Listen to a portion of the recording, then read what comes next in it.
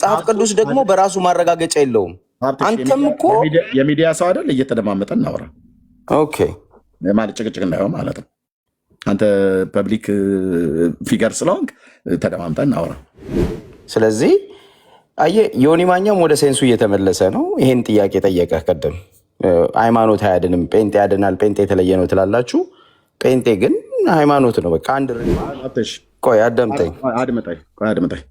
አረስታችን ዮኒ አይደለም። ዮኒ የኔ ወንድም ነው፣ የእኛ ወንድም ነው፣ በጌታ ነው። አሁንም ወንድማችን ነው። ኦኬ የፈለገውን መጠየቅ ይችላል፣ የፈለገውን ማውራት ይችላል፣ መብት አለው። አውርተናል። ግን በርቶለት ጠየቀ ነው እያልኩ ያለሁት። ይብራለት፣ ድምቅ ይበልለት፣ ከዚህም በላይ ድመቅለት። ወንድሜ ስለበራለት እኛ እንመቀኝም። ኦኬ እኛ በአደባባይም ላይ አውርተናል፣ በውስጥም አውርተናል። ይህ ንገረኝ፣ መጽሐፍ ቅዱስ እውነት ስለመሆኑ ምንድነው ማረጋገጫው? የቆየ ሁሉ ያረጀ ሁሉ እድሜ የቆጠረ ሁሉ ትክክል አይደለም ብለሃል። መጽሐፍ ቅዱስንም ስለጠቀስክ እንኳን ትክክል ስለመሆኑ ምንም ማረጋገጫ የለም።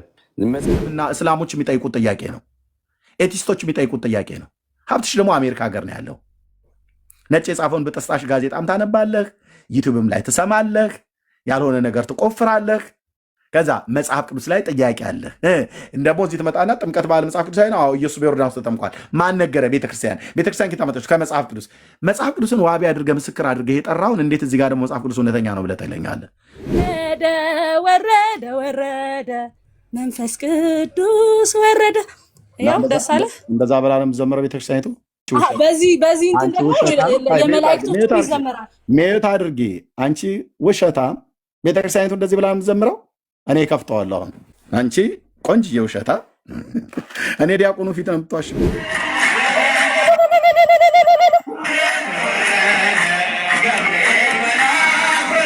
እልል እያልኩ ነበር እርምዬ።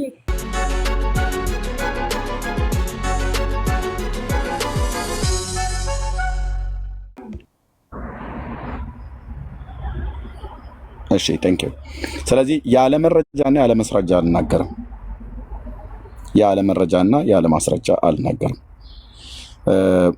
አሁን አርእስቱ ሲታይ አይ ኖ ዝም ብሎ ኦፌንድ ማድረግ ነው ምናምን ነገር ብሎ የሚል ሰው ሊኖር ይችላል። የጥምቀት በዓል መጽሐፍ ቅዱሳዊ ነው ብሎ የሚል ሰው ካለ አይደለም ብዬ በድርቅና አይደለም መልስለት። በተሰነደ መረጃ ታሪክን፣ ብሉይ ኪዳንን፣ አዲስ ኪዳንን ጠቅሼ ጂኦግራፊ እያሳየው እስራኤል የምትባል ሀገርና ካርታ ስላለች ማለት ነው። የጥንቱም ያሁኑ ማለት ነው። መረጃዎች ስላሉ ቢብሊካል ጂኦግራፊ፣ ቢብሊካል ሂስቶሪ፣ ቢብሊካል ኤቪደንስ ይዤ ነው የማወራው። የጥምቀት በዓል በክርስቶስ ቤተክርስቲያን ታሪክ ውስጥ ይታወቅ ነበር። የጥምቀት በዓል መጽሐፍ ቅዱሳዊ በዓል ነው። ኦኬ የጥምቀት በዓል ምንድን ነው አልኳችሁ? መጽሐፍ ቅዱሳዊ የሆነ በዓል ነው ወይ? አዎ ብሎ የሚል ሰው ካለ ገብቶ ከኛ ጋር መነጋገር ይችላል።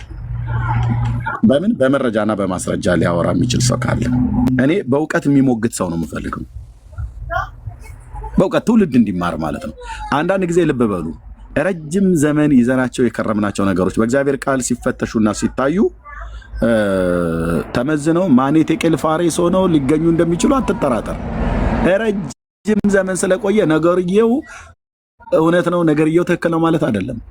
ረጅም ዘመን ስለቆየ እንዴ ፈጫሳ ሲፈጭስ የነበረ ትውልድ ሁሉ ከእናቴና ከአያቴ የተቀበልኩት ታሪክ ነው ብሎ የሚለው ነገር ፈጫሳ እኮ መሆኑ በኋላ አጋንንታዊ አሰራር መሆኑ የገባን በጌታ ስናምን ነው።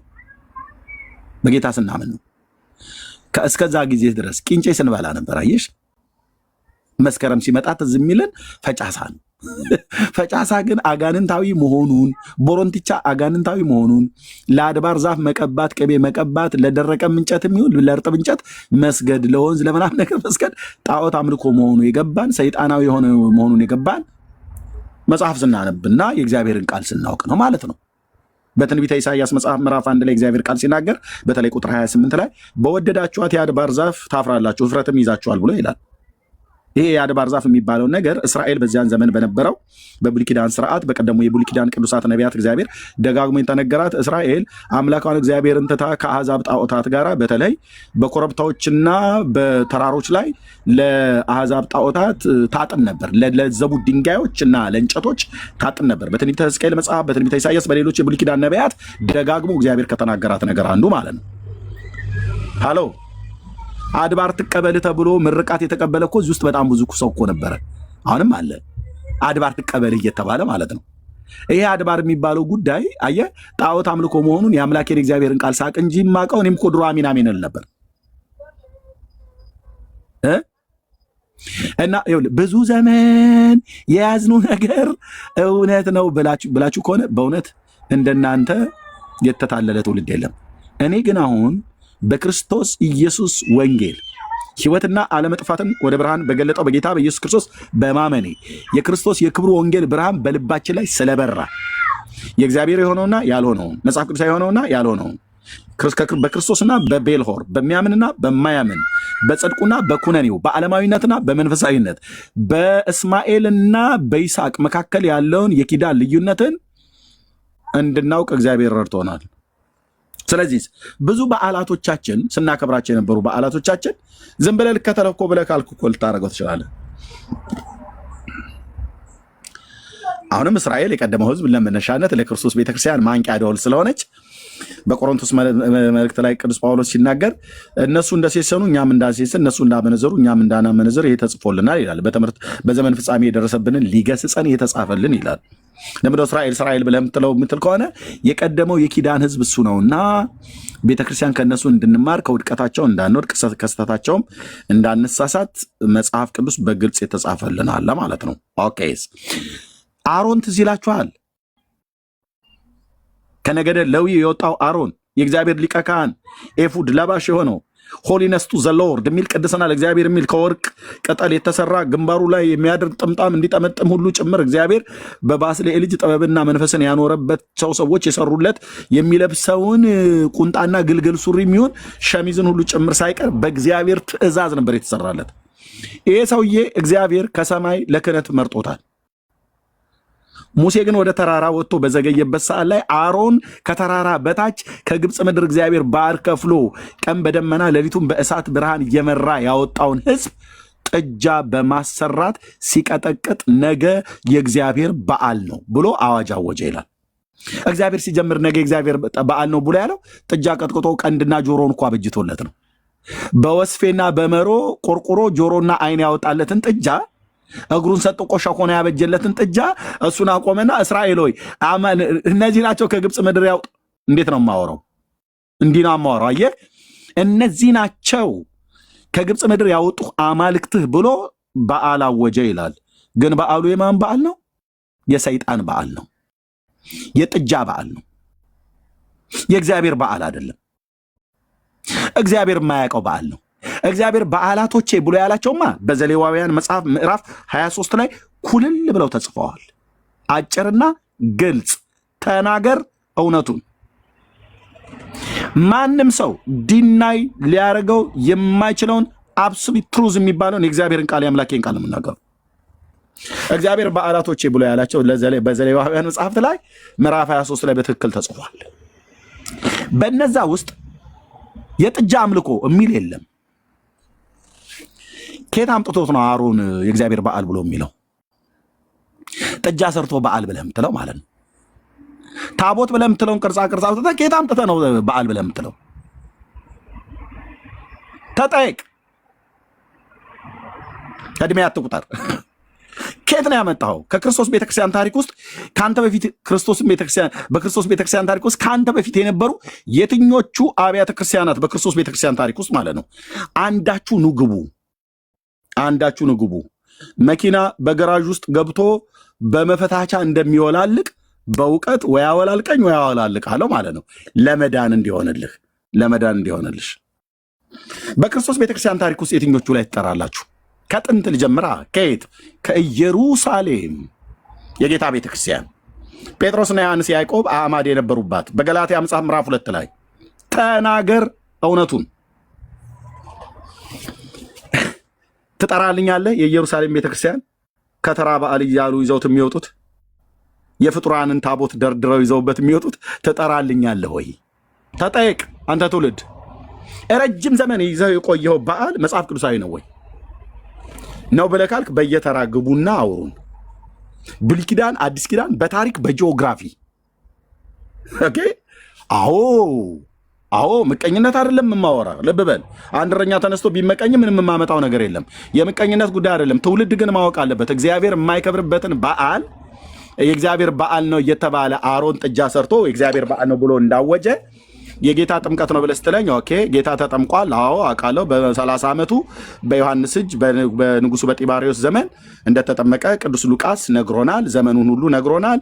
ጌታ የተጠመቀበትን ዘመን ጢባሪዎስ ቄሳር የሚባለው ሰው ከ14 ኤዲ እስከ 37 ኤዲ ላይ የነገሰ ንጉስ ነበረ። ቅድመ ልደተ ክርስቶስ ማነው? ቢፎር ማነው? ከክርስቶስ ልደት ወዲህ ማለት ቢፎር ክራይስት አይደለም። ከ14 ኤዲ ማለት እስከ 37 ኤዲ ማለት ከ14 ዓመተ ምህረት እስከ 37 ዓመተ ምህረት ማለት ነው። ጌታ በተሰቀለበት ጊዜ በተጠመቀበትም በተሰቀለበትም ጊዜ ጢባሪዮስ ቄሳር በሮም ላይ ገዢ ነበር። ይህ ሰውዬ በነገሰበት በ15ኛው ዓመት ነው ጴንጤናዊ ጲላጦስ በይሁዳ ሲገዛ፣ ሄሮድስም በገሊላ ሲገዛ፣ ኢየሱስ ዘካርያስ የመጥምቁ ዮሐንስ የዘካርያስ ልጅ እሱ በዮርዳኖስ ያጠምቅ ነበር። በሳሊም በሚባለው ቦታ ላይ ትናንትና እያሳየሁት ነበር። ኦኬ። ስለዚህ ጌታ የተጠመቀበት ጊዜ ይታወቃል ማለት ነው ወንድሞቼ። አዎ የሆነ ንጉስ ተጠርቷል። ጢባሪዮስ የሚባል የቄሳር ንጉስ ጌታ የተወለደበት ዘመን ይታወቃል ማለት ነው። አዎ ማን? አውጉስጦስ ቄሳር የሚባል ንጉስ በነገሰ። ሉቃስ ወንጌል መጽሐፍ ምዕራፍ 2 ላይ አውጉስጦስ ቄሳር በነገሰበት ዘመን ድንግሊቱ ጌታዬን ወለደችው፣ የህዝብ ቆጠራ በተደረገበት። ኦኬ። ጢባሪዮስ ቄሳር በነገሰበት በ15ኛው ዓመት ጌታ በ30 ዓመቱ በዮሐንስ እጅ ሊጠመቅ በዮርዳኖስ ሄደ፣ ተጠመቀ። አዎ ጌታዬ በዮርዳኖስ እንደተጠመቀ በጣም ነው ምናምን። ኦርቶዶክስ አይደለችም የምትነግረን፣ መጽሐፍ ቅዱስ ይነግረናል። ኦኬ። ጌታ ወደ ዮርዳኖስ ሲሄድ ግን ምንም አይነት አስከትሎት የወጣው አብሮት የሄደ አጀብ አልነበረም። ዮሐንስ የንስሐን ጥምቀት እያጠመቀ በሳሊም በቅርቡ በሳሌም ብሎ የሚለው በሄኖን አቅራቢያ በደቡባዊ ምስራቅ አቅጣጫ ላይ ያለ ቦታ ነው።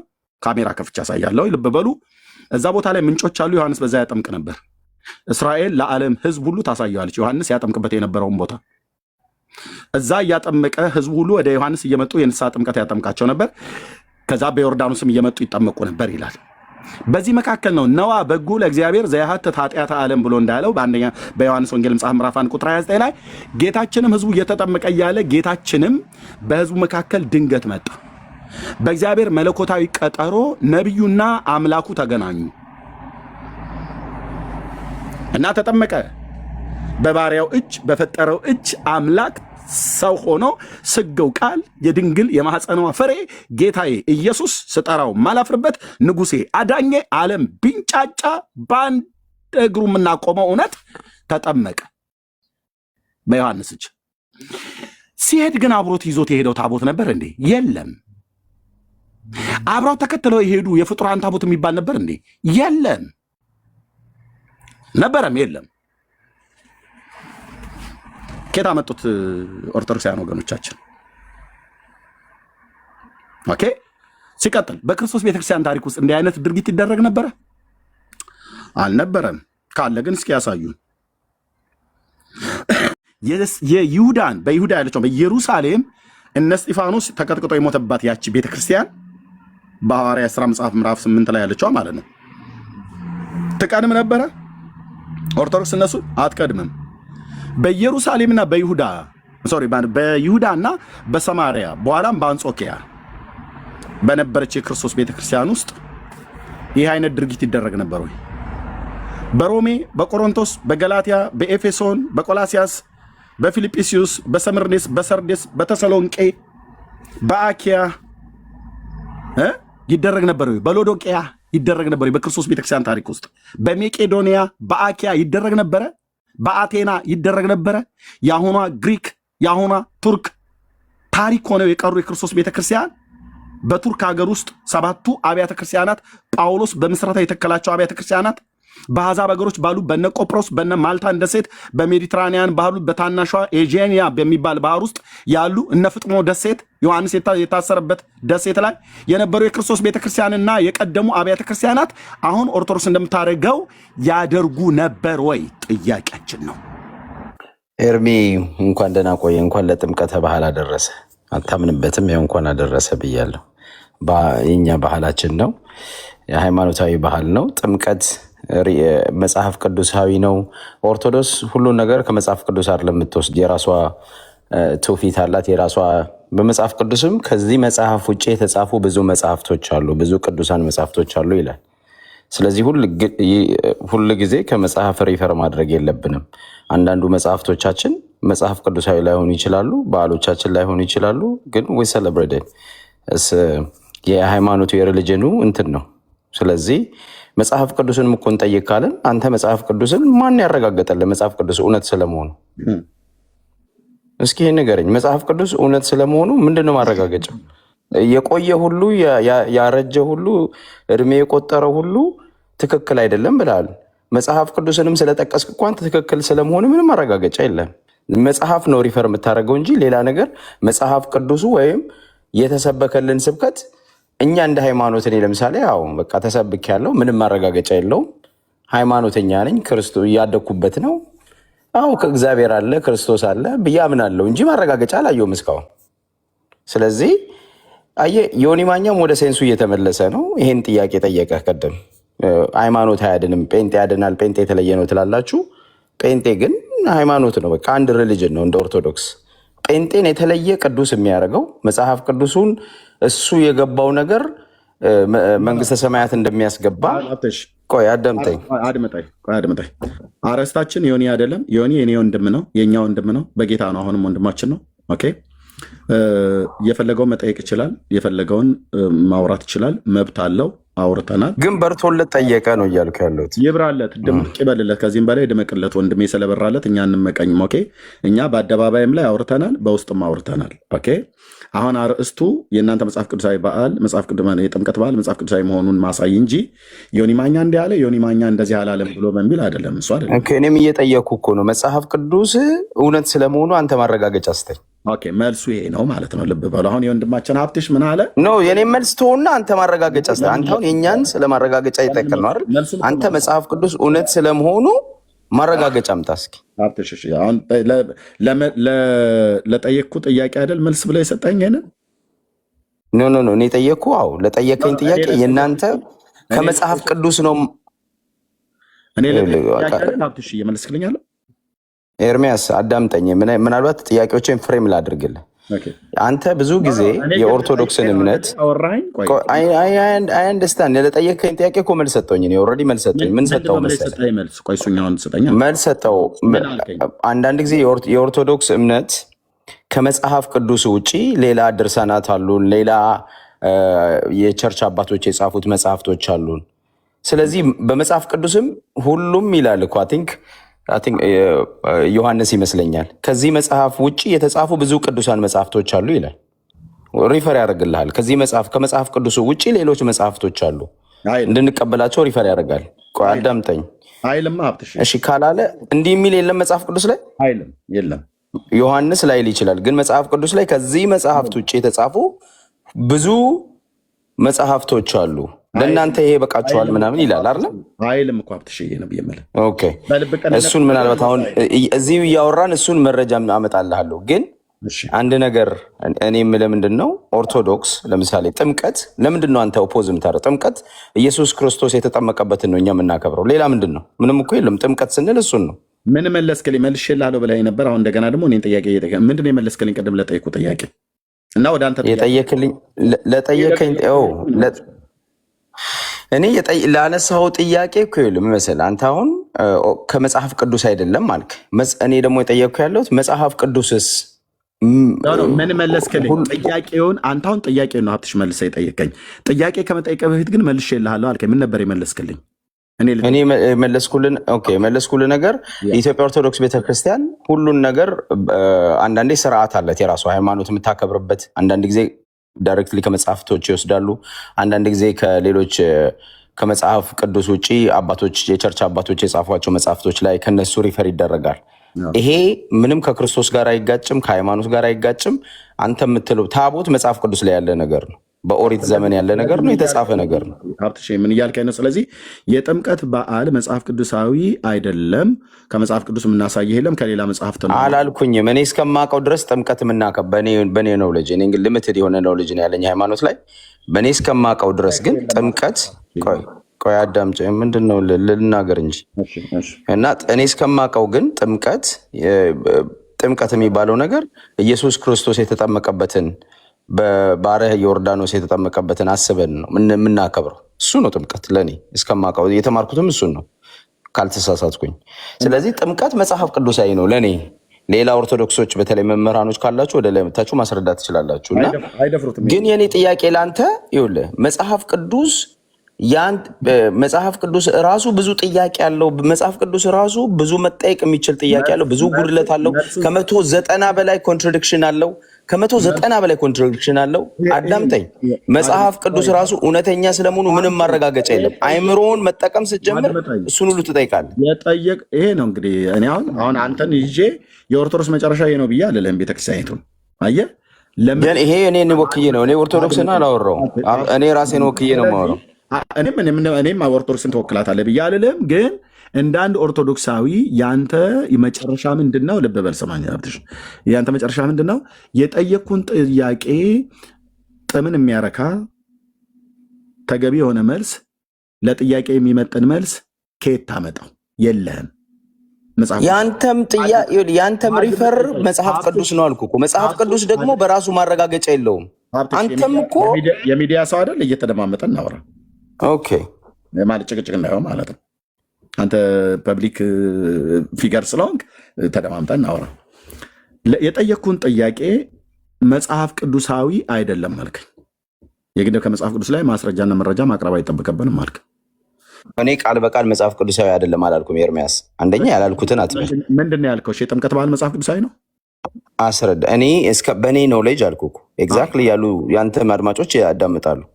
በእኔ ኖሌጅ መጽሐፍ ቅዱሳዊ ነው። ጥምቀትን የምናከብረው ኢየሱስ ክርስቶስ ዮርዳኖስ ላይ የተጠመቀውን እሱን አስበን ነው የምናከብረው። እስከ ዛሬ የተማርኩት እንደዛ ነው። ፔጁን ጠርቼ በዚህ ነው ብዬ ላልነግርህ እችላለሁ። ግን ማይ አንደርስታንዲንግ ፍሬም ላድርግልህ እንጂ ማይ አንደርስታንዲንግ ዮርዳኖስን አስበን ነው፣ ክርስቶስ በዮርዳኖስ መጠመቁን አስበን የምናከብረው የጥምቀት ባህል ነው በእኔ አንደርስታንዲንግ። አንተ ደግሞ መጽሐፍ ቅዱሳዊ አይደለም ስላልክ እኔ ደግሞ መጽሐፍ ቅዱስ ራሱ ብዙ ጥያቄ ያለው። አንተ ሁል ጊዜ ሪፈር የምታደርገው ኦርቶዶክስን አታክ የምታደርገው ልክ መጽሐፍ ቅዱስ ጥያቄ እንደሌለበትና እናንተ እውነተኛ እንደሆናችሁ ነው። which is wrong። መጽሐፍ ቅዱስ ጋር ትሄዳለህ። አሁን ምንድን ነው እያልክ ያለው? ለምጠይቀው ጥያቄ መጽሐፍ ቅዱሳዊ የሆነ መሰረት ልታመጣ ስላልቻልክ መጽሐፍ ቅዱስን ወደ መቀጥቀጥ ልትሄድ ነው ማለት ነው። አየህ፣ መጽሐፍ ቅዱስን ብሌም ወደ ማድረግ፣ መጽሐፍ ቅዱስን እውነተኛ አይደለም። ለምንድን ነው ብሌም? አሁን መቀጥቀጥ የሚለው ለምን ተጠቀም? ጥያቄ አንተኛ ላይ እንደምታነሳው የመጽሐፍ ቅዱስ ላይ ማንሳት ጥያቄ መብት የለኝም? ኤርሚያስ መብት የለኝም ወይ? እንዳደመጥኩ አድምጠኝ ሀብትሽ፣ ፕሊዝ በጌታ እንዳደመጥኩ አድምጠኝ። እንዴ ምን አለ? ልብ በሉ እዚህ ያላችሁ ሰዎች፣ መጽሐፍ ቅዱሳዊ ያልሆነው የጥምቀት በዓል ነው ያልኩትኝ። የጥምቀት በዓል የሚባለው እንጂ ጥምቀት መጽሐፍ ቅዱሳዊ ነው አይደለም ብሎ የሚል አይደለም። ጥምቀትማ መጽሐፍ ቅዱሳዊ ነው። ጌታም ተጠምቋል፣ ሰዎችም ተጠምቀዋል፣ እንድናጠምቅም አዞናል። እኔም ተጠምቄያለሁ። ጥምቀትን አይደለም ማቃልለው፣ የጥምቀትን ትምህርት አይደለም ማቃልለው። ጥምቀት ጌታ ተጠመቁ ብሎ ራሱ ተጠምቆ ተጠመቁ ብሎ ያለ ጌታ እሱ የተጠመቀውን እኔም የተጠመቅኩትን ሌሎችም የተጠመቁትን መጽሐፍ ቅዱሳዊ የሆነውን ጥምቀት አይደለም በዓሉን እየተቃወምኩ ያለሁት። ትክክል አይደለም፣ መጽሐፍ ቅዱሳዊ አይደለም የሚል ማለት ነው።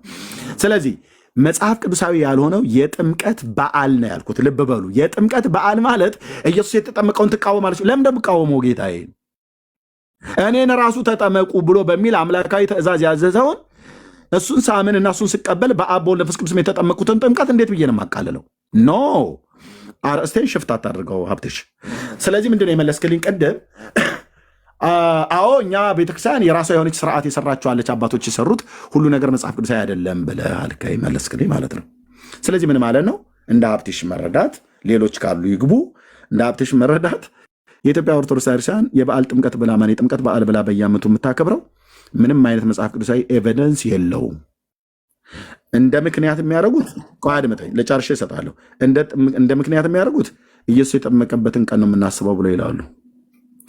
ኢየሱስ የተጠመቀበትን ቀን ነው የምናስበው ብለው ይበሉ እንጂ ሎተሪ ትኬት ስትፍቁ ልክ ቁጥሩን እንደምታዩት በእውነተኛ በእግዚአብሔር ቃል ፋቅ ስታደርጉት ኢየሱስ የተጠመቀበት አጠማመቅና ኦርቶዶክስ ጥምቀት በዓል ብላ የምትለው ኢየሱስ ሊጠመቅ ወደ ዮሐንስ ሲሄድ ራሱ ነው ይዞ ሄደው ማለት ራሱ ነው የሄደው። ኦኬ ምንም ከሱ ጋር አብሮ አጀብ የታጀበ ምናም ነገር የሚባል ነገር የለም። ፍጡራኖች አጅበውት ሄዱ፣ የፍጡራን ታቦቶች አጀቡት፣ በጠላ አጠሉለት ብሎ የሚል ነገር የለም። ምንጣፍ እየተነጠፈለት በጊርጊራ ዕጣን ሁሉ ጭምራውን እየወጣ እየታጠነለት ሄደ ብሎ የሚል የለም። ኦኬ በዚያ ዘመን የነበሩ ጻድቃን ሰማዕታቱ የሚባሉት የነሱ ታቦቱ ሕግ ሁሉ አጅቦት ወረደ ብሎ የሚል የለም። ጻድቃን ስላልነበሩ ነው? ነበሩ። ነቢያት እግዚአብሔር ነበሩ። እሱም በስጋ አይናቸው ሳያዩ የሞቱ ቅዱሳን ነቢያት ነበሩ። እነ ኢሳያስ ታቦት ነበራቸው አልነበራቸውም? ኤርሚያስ ታቦት ነበረው አልነበረውም? ሕዝቅኤል ዳንኤል ታቦት ነበራቸው አልነበራቸውም? የሞተው ሙሴ ታቦት ነበረው? አብርሃም ይስሐቅ ያዕቆብ ዳዊት ነበራቸው? ሳሙኤል ነበረው አልነበረውም? እነሱ ሁሉ ጅብ አድርገውት እነ ሚልኪያስ እነ ሚኪያስ እነ ዕንባቆም እነ ሶፎንያስ እና ሀጌ ኤርሚ ላቋርጥ ሳይሆን ማብራሪያውን እኮ ረጅም ሰጥተናል። እንድናወራ ሀሳብን ግለጽና ለእኔ ጨርስና እሰጥሃለሁ። ጨርሼ ልሰጥ ነው። እነሱ ሁሉ አጅበውት ሄዱ አይልም። ስለዚህ በአጭሩ እዛ መጀመሪያው ላይ መለስክልኝ። ኦርቶዶክስ የጥምቀት በዓል ብላ የምትለው መጽሐፍ ቅዱሳዊ አይደለም፣ አባቶቻችን የሰሩት ስርዓት ነው ብለሃል። ያ ስርዓት ሰዋዊ ስርዓት ነው። ሰዋዊ ስርዓታችሁን የእግዚአብሔር በዓል ነው እኛ የምናከብረው የእግዚአብሔር በዓል ነው ብላችሁ ወደ ሌሎች ሃይማኖቶች እኛን ወደ መሰለ እናንተ ጥምቀቱን አታከብሩ ብላችሁ ጥምቀቱን በዓል ማክበር እናንተ ከጌታ እንደተቀበላችሁት ከሐዋርያቱ እንደተቀበላችሁት መጽሐፍ ቅዱሳዊ የሆነ በዓል እንደምታከብሩ አድርጋችሁ እኛ ፊት አታውሩ። እኛ ፊት አታውሩ። አባቶቻችሁ የሰሩላችሁ ሰዋዊ ስርዓት ነው፣ እሱን ማክበር ትችላላችሁ። መጽሐፍ ቅዱሳዊ ግን ልታደርጉ ስትፈልጉ ግን ፊት ለፊታችሁ እንቆማለን። በበለዓም ፊት እንደቆመው መልአክ እንቆምባችኋለን። የእግዚአብሔርን ቃል ይዘን ልንሞግት ማለት ነው። አይ አይደለም፣ አባቶቻችሁ የሰሩት ነው፣ እንደ ሃይማኖት ስርዓታችሁ ልታደርጉ ትችላላችሁ፣ መብታችሁ ነው። ግን ኢየሱስ ነው ኢየሱስ የሰራው ኢየሱስ የሰጠን በዓል ነው ብላችሁ ስትሉ የትኞቹ ሐዋርያት ከእናንተ በፊት አደረጉት፣ የትኞቹ ቤተክርስቲያን አደረጉት ብለን እንጠይቃለን ማለት ነው። ስለዚህ ሀብትሽዬ ጥሩ አድርገህ መልሰልኛል። ለዚህ መልስ ግን መጽሐፍ ቅዱስን ብሌም ወደ ማድረግ ነው የመጣው። በመጀመሪያ እኔ ያላልኩትን ነገር አለ ብልሃል። እዚህ ጋር ላስተካከል። እኔ ጥምቀት መጽሐፍ ቅዱሳዊ አይደለም አላልኩም። ስፔሲፊክሊ ያልኩት ምንድን ነው? በእኔ መረዳት ጥምቀት የዮርዳኖስን የኢየሱስ ክርስቶስ ጥምቀት አስበን የምናከብረው ነው ያልኩ።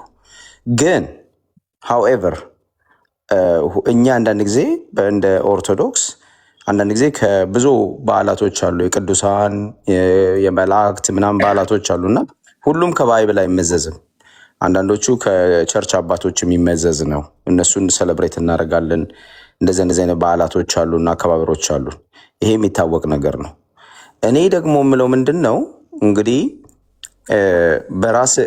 በራስ ሎጂክ ነው እየጠየቅኩ ያለሁት። ኦርቶዶክስ አሮጌ ስለሆነች ወይንም ረጅም እድሜ ስለቆየች እውነተኛ ነች ማለት አይደለም አልክ።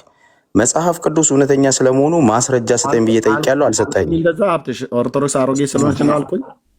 ኦርቶዶክስ አልጠራህም እንጂ የቆየ ነገር አልክ። ስለ ኦርቶዶክስ ነው ሪፈር እያደረክ ነበር። ያልኩት ምንድነው በዓላት የሚከበሩ በዓላት እድሜያቸው ምንም የትየለሌ ረጅም ቢሆንም ነው ያልኩት። ለምንድነው ኦርቶዶክስ ያላልኩትን ኦርቶዶክስ አሮጌ ምናምን ነገር ብለህ የምትለው? እኔ ያላልኩትም ማለት ነው። ኦልሬዲ ሪከርድ እየተደረገ እሱ ችግር የለውም። እሺ እኔ አሁን ጥያቄ ምንድነው ነው አድምጠኝ። ሃይማኖት ተቋምን ጠርተህ እኔ ያላልኩትን ለምን እንደምትለው አንተ እንዳልኩት አድርገህ ለምን እንደምትለው አላልኩም። ኦርቶዶክስ አሮጌ አላልኩም። ዘመኑ ምንም ሩቅ ቢሆን አንዳንድ ብናከብራቸው በዓላቶች ረጅም ቢሆኑም ነገርየው ቀስ ብሎ መታየት አለበት። ሲታይ ግን ነገሩ ትክክል አይደለም። ምንም እንኳን እድሜው ረጅም ቢሆን የምናከብራቸው በዓላቶች ትክክል አይደሉም ብዬ ከዘጸአት መጽሐፍ ምዕራፍ 32 ላይ ሁሉ ጭምር አሮን ጥጃ የሰራበትን ግን የእግዚአብሔር በዓል ብሎ ያወጀበት በኋላ ግን ሲታይ ጥጃ እንደሆነ ይህንን የአጽንኦት ሰጥቼ የተናገርኩት እንጂ ኦርቶዶክስ አሮጌ ነች አላልኩም። መጽሐፍ ቅዱስ እውነተኛ ስለመሆኑና ስለሱ ማስረጃ ምንድን ነው? ስለዚህ ይህንን መለሰ። ምንድነው መለሰው? ይህንን ጥንፍፍ አድርገን እንዳንመለስበት ማለት ነው። ስለዚህ እኔ በአረም ላይ ነው ምን መሰለህ፣ ኦርቶዶክስ ከመጽሐፍ ቅዱስ ውጭም ያለ ባህላት አለ፣ መጽሐፍ ቅዱስም የሆነ ባህላት አላት። በእኔ መረዳት ግን ጥምቀት አዳምጠኝ፣ በእኔ መረዳት ጥምቀት ግን በእኔ መረዳት ዮርዳኖስ ነው። ጌታ በዮርዳኖስ ተጠመቀ ብለን ነው የምናከብረው። ነገ ጥምቀት ስንሄድ ያንን ነው የምናከብረው እኛ። አንተ መጽሐፍ ቅዱሳዊ አይደለም ነው የምትለው። እንግዲህ በልዩነት ማየት እንችላለን። ግን እኔ መጽሐፍ ቅዱስ እኮ ራሱ መጽሐፍ ቅዱስ ራሱ የተሰበከል ራሱ ማረጋገጫ የለውም። ዝም ብለን ነው የምናከብረው። አንተ ኦርቶዶክስን ትቀጠቅጣለህ እንጂ ይሄንን ማስረጃ ስጠኝ እስኪ። መጽሐፍ ቅዱስ እውነት ስለመሆኑ ማስረጃ፣ አንድ ማስረጃ፣ ሁለት ማስረጃ አምጣ። ልብ በሉ። አሁንም ሳንጨርስ ወደዛ ጋር አልሄድልህም። ይህንም በደንብ ጥንፍፍ አድርገን ጨርሰን ነው ወደ መጽሐፍ ቅዱስ እውነተኝነትና እውነተኛ አለመሆን ምን ማለት ነው። አሁን ወንድማችን ሀብትሽ እንዳንድ ኦርቶዶክስ መጽሐፍ ቅዱስ እውነተኛ ነው ብሎ አያምንም። ለምን? የእነሱን መጽሐፍ ቅዱስ አንተ አስረዳኝ እኮ እውነተኛ መረጃ ስጠኝ ስለ አያምንም ትለኛል። አድምጠኝ። ለምንድን ነው እንደዚህ ብሎ የሚለው? የእነሱ መጽሐፍ ቅዱስ ያልሆነ በዓላቸውን መጽሐፍ ቅዱስ አላጸድቅለት አለው። ስለዚህ መጽሐፍ ቅዱስን ወደ መቃወም እውነተኛ ነው ወይ ሲጀምር ብሎ አለ።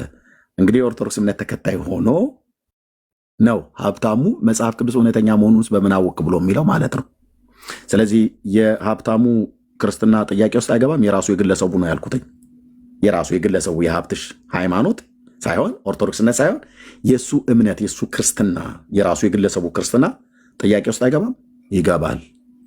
እቺ አካሄድ ወዴት ነው የምትሄደው? አላህ አክበር ወደ ማለት ታድጋለች ማለት ነው።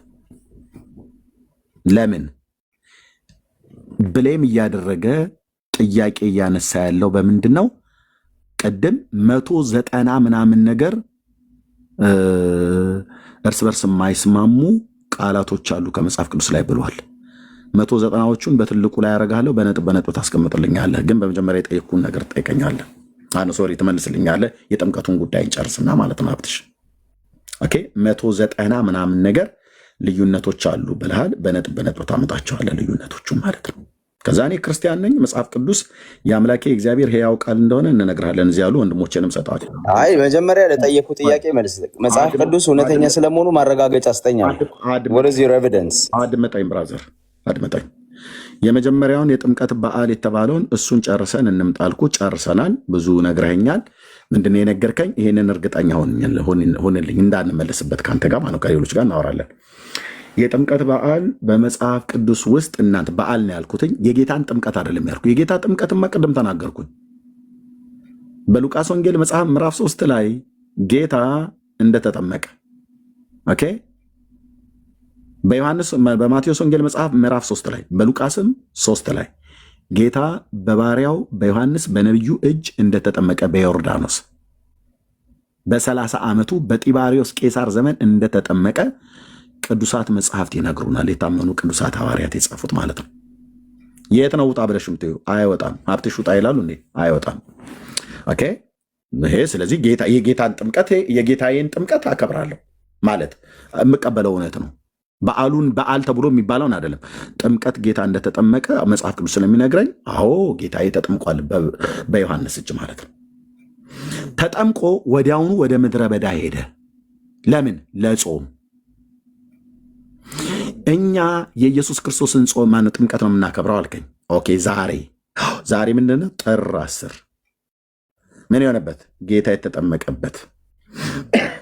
ስታስቡ ቀኑን ነው የምታስቡት። ለበዓሉ ግን ይዛችሁት የምትወጡት ግን በሙሉ በምድሪቱ ላይ ያሉ ታቦታት የሚባሉ በፍጡር ስም የተቀረጹ በሙሉ አንድም የሚቀር የለም።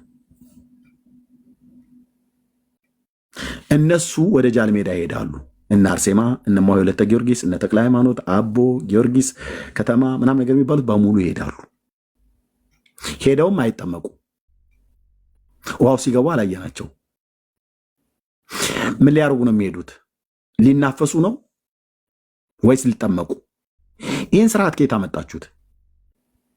በክርስቶስ ቤተክርስቲያን ታሪክ ውስጥ እንደዚህ ያደረገ ማን ነበረ? የትኛው የመጽሐፍ ቅዱስ ክፍል ላይ ተጽፈዋል? የኔ ጥያቄ ነበር። የምስኪኑ የኤርምያስ ጥያቄ ነበር። የሀብትሽ መልስ አባቶቻችን የሰሩ ስላል እንጂ መጽሐፍ ቅዱሳዊ አይደለም አለኝ። ይሄው ነው አርእስቴ። ታዲያ ምንድን ነው ያልኩትኝ? መጽሐፍ ቅዱሳዊ ያልሆነው የጥምቀት በዓል ሲመዘን ነው። ሲመዘን ምን ሆኖ ተገኘ? አባቶቻቸው የሰሩት ስርዓት እንጂ መጽሐፍ ቅዱሳዊ አይደለም። ሀብትሽ ገና ከመግቢያው ላይ ነው የገደለው። እኔ እኮ ዝም ብሎ ነገሩን አራዘምኩት እንጂ ይህንን በዓሉን መጽሐፍ ቅዱስ ሊያጸድቅለት አልቻለም። ስለዚህ መጽሐፍ ቅዱስ ራሱ እውነተኛ አንተ ኦርቶዶክስን ሁሉ ቀን መጽሐፍ ቅዱሳዊ መረጃ አምጪ እያልካት ፈትረህ የምትይዘን ራሱ አንተ የምትታመንበት መጽሐፍ ቅዱስ እውነተኛ መሆኑን ሚያስ ሁሉ እኮ ማብራራት አያስፈልግም። እኔ የጠየኩት ሲምፕል ጥያቄ ነው። አድምጠኝ ጨርሻለሁ። እና ይሄ ጥያቄ ለጠየኩት ሲምፕል ጥያቄ መልስ የለህም ማለት ነው? መልስ የለህም? አድምጠኝ እባክህ አድምጠኝ። ቴንኪው። ይሄንን በዓሉን ይህንን የሚለውን መጽሐፍ ቅዱስ ያልሆነውን የጥምቀትን በዓል ብሉይ ኪዳንና አዲስ ኪዳን እስትንፋሰ እግዚአብሔር ያለበት መጽሐፍ ቅዱስ ሊመሰክርለት አልቻለም። መጽሐፍ ቅዱስ ብሉይና አዲስ ኪዳን በተለይ አዲስ ኪዳን መጽሐፍት የሚመሰክረው የጌታ የኢየሱስ ክርስቶስን ጥምቀት መጠመቁን በዮሐንስ እጅ በዮርዳኖስ መጠመቁን ይነግረናል። የሌሎቹንም ቅዱሳት ሐዋርያት ለምሳሌ እንደ ቅዱስ ጳውሎስ ሌሎቹ ሐዋርያት እንኳን አይደለም እንደ ሐዋርያው ጳውሎስ አይነት በደማስቆ እንደተጠመቀ እና ሌሎችም ቤተሰቦች እንደተጠመቁ የሊዲያ ቤተሰብ እንደተጠመቀ የቆሮንስ ቤተሰብ እንደተጠመቀ የወህኒው ጠባቂ ቤተሰብ እንደተጠመቀ የእነ እስጢፋኖስ ቤተሰብ እንደተጠመቀ ይነግረናል ማለት ነው። ከዚህ ውጭ የጥምቀት በዓል ኦርቶዶክስ ብላ የምትለው መጽሐፍ ቅዱስ አይነግረንም። ስለዚህ ሀብትሽ መጽሐፍ ቅዱስ ብሉይና አዲስ ኪዳን እያልክ እየጠቀስክ ኦርቶዶክስን እንደዚህ ፈትረ ይዛል። ስለዚህ አንተ ራሱ የምትኮራበት መጽሐፍ ቅዱስ ብለህ የምትለው እሱ እውነተኛ መሆኑን ከየት ነው ማስረጃ ያለ አለ። ስለዚህ የሀብታሙ ክርስትና የራሱ የግለሰቡ ክርስትና ጥያቄ ውስጥ ይገባል። መጽሐፍ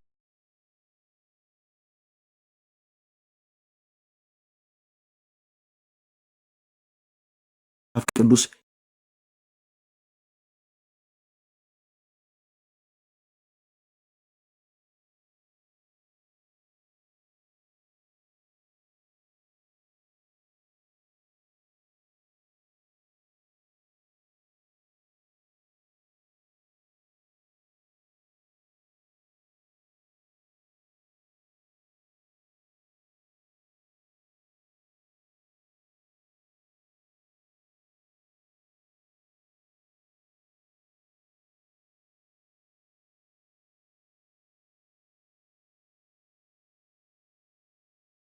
ቶኒ 24/7 ኦርቶዶክስን አታክ ማድረግ የእናንተ ሃይማኖት ትክክለኛ ስለመሆኑ ማረጋገጫ የለውም። ስለዚህ እኔ እየጠየቅኩ ያለሁት አንተም የምታምነው እኔም የማምነው ማረጋገጫ በሌለው ነገር ነው። እኔ በክርስቶስ አምናለሁ፣ እኔ በእግዚአብሔር አምናለሁ፣ ቢኖርም ባይኖርም ማረጋገጫ ግን የለውም። እኔ አይምሮ አለኝ፣ ገባ? በአይምሮ ይጠቀማለሁ፣ ገብቷል?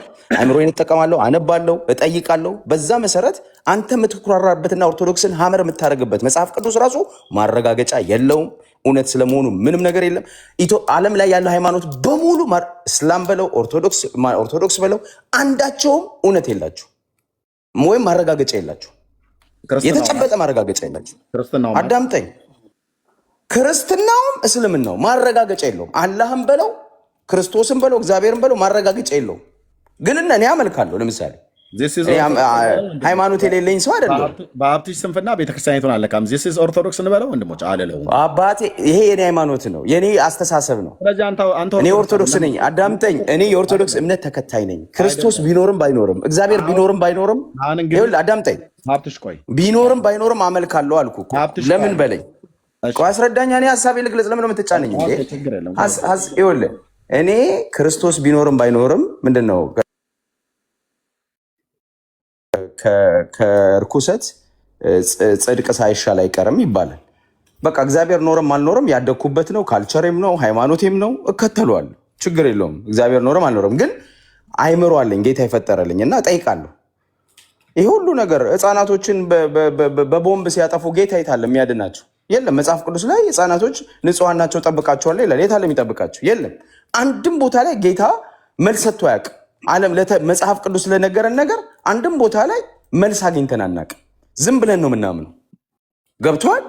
ዝም ብለን ነው የምናምነው እና አንተ ይህንን ይዘህ መተህ መጽሐፍ ቅዱስ ራሱ በጌታ ስለመጻፉ ሰዎች ናቸው የጻፉት።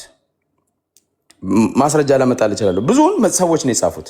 ቅዱሳን ነው ልትላቸው ትችላለህ። ለምሳሌ የጳውሎስን ማንሳት እንችላለን። ጳውሎስ በብሉይ ዘመን የኖረ ሰው ነው። በአዲስ ኪዳን የለም አይደለም። ጳውሎስ የመቼ ዘመን ሰው ነው? ይህንን እንድትመልስልኝ እፈልጋለሁ። ጨርስ። ያው እና ግን እሱ አዲስ ኪዳን ላይ ነው የጻፈው። ስለዚህ መጽሐፍ ቅዱሱ ራሱ ለጀትመስ የለውም፣ እርስ በራሱ ይጋጫል። ኢንፎርሜሽኑ ምንም ማረጋገጫ የለውም። ስለዚህ ዝም ብለን የምናምነው ነገር ነው እንደ ሃይማኖት የተሰበክነውን እንጂ አንተ እንደምትለው መጽሐፍ ቅዱስ ማረጋገጫ ኖሮት የተለየ ሆኖ ከኦርቶዶክስ የተለየ ሆኖ አንተ የበላይ ይሄ የምንድን ነው የሞራል የበላይነት ይዘ እውቀት ይዘ እኛ እውቀት የሌለን እኛ ምንድን ነው አዳምጠኝ። እኔ ኦርቶዶክስ ነኝ አልኩህ እኮ። ኦርቶዶክስ ከሆንክ መጀመሪያ ኦርቶዶክስ ነኝ፣ ግን እውነቱን እነግርሃለሁ። መጽሐፍ ቅዱስም ሆነ እስልምናም ሆነ ማረጋገጫ የለውም። እኔን አዳምጠኛ። ኦርቶዶክስ ከሆንክ አሁን ቀድሞ የኢትዮጵያ ኦርቶዶክስ ዲያቆን እንደነበረ አሁን የወንጌል ሰባኪ እንደነበረ በሁለቱም ሃይማኖትን የሚመለከተኛ ሃይማኖት ስለሆነ አንተ ከኦርቶዶክስም ከእኛም ከወንጌላውያን አማኝ የምንቀበለውን የአምላካችንን የእግዚአብሔርን ቃል ጥያቄ ፈጥሮብህ ዲና ያደርገዋል። ትልቁ ላይ እኔ ድና ጥያቄ ፈጥሮብሃል። በቃ አሁን ማረጋገጫ የለኝም። እኔ ስጠኝ ማረጋገጫ። ለምንድን ነው ኩልምታሮ ሀብትሽ? ጥያቄውን አድመጠኝ።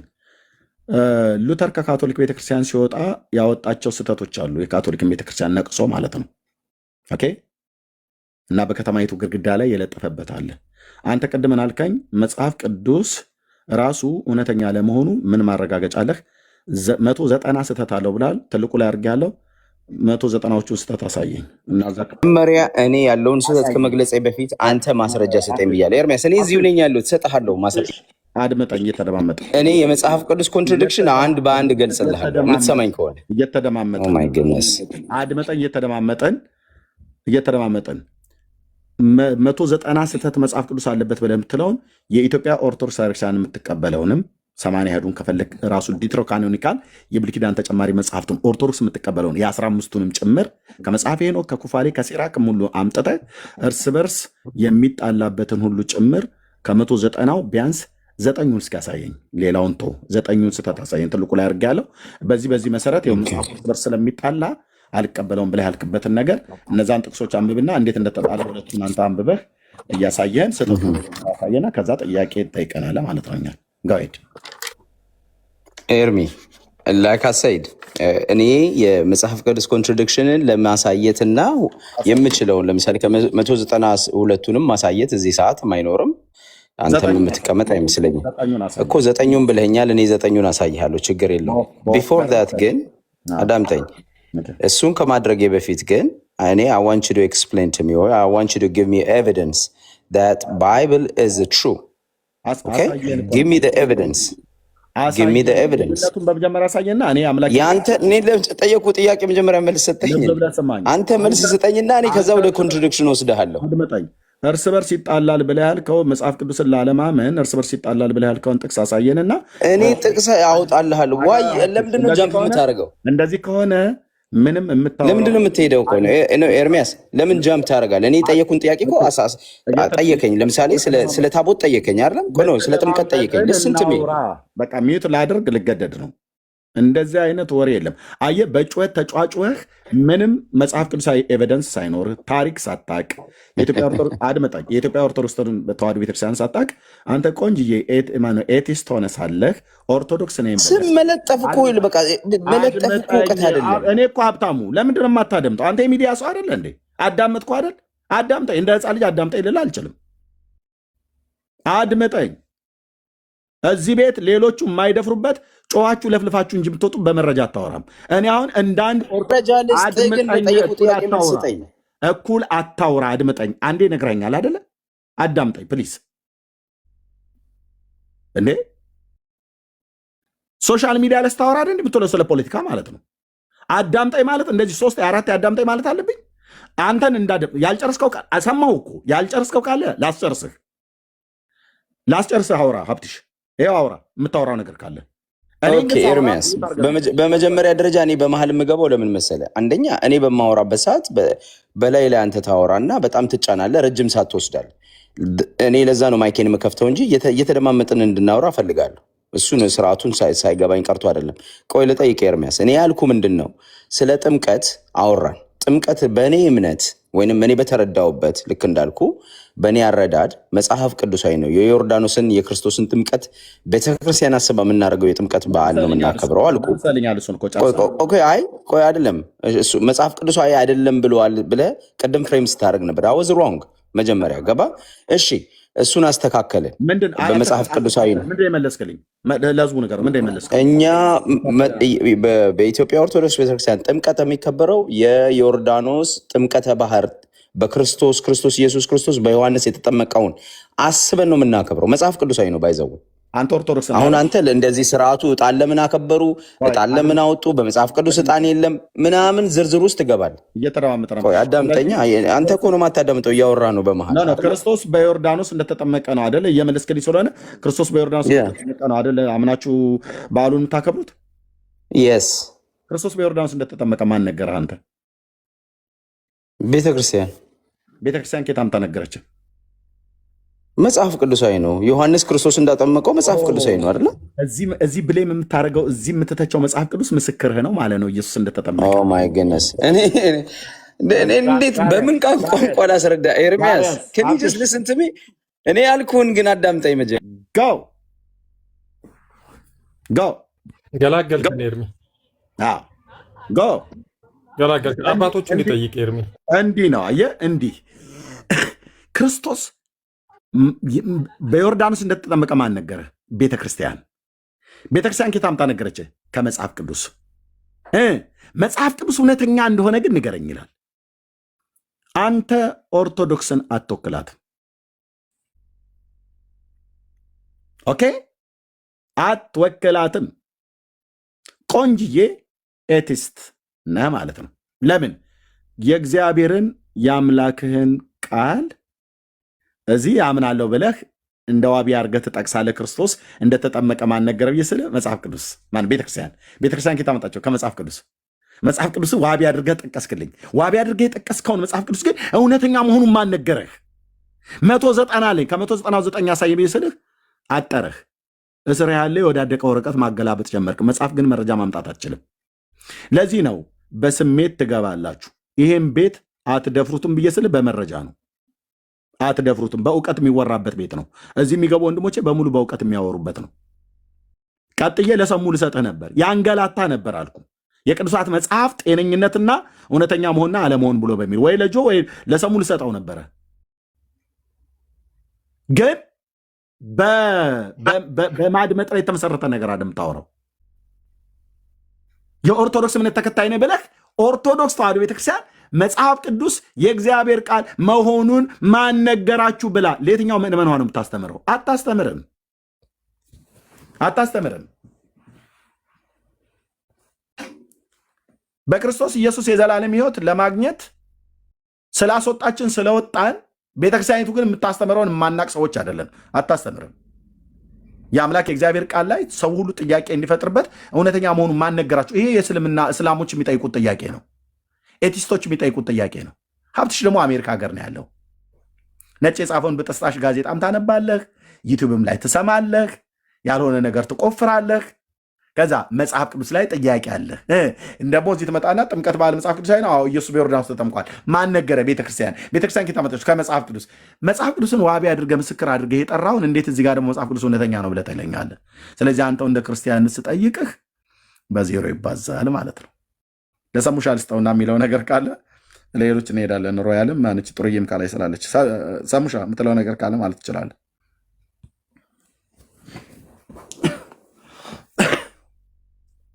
ጥሩ ቦታ ከሆንክ ወንድሜ ሰሙ፣ ካልቻልክ ችግር የለውም።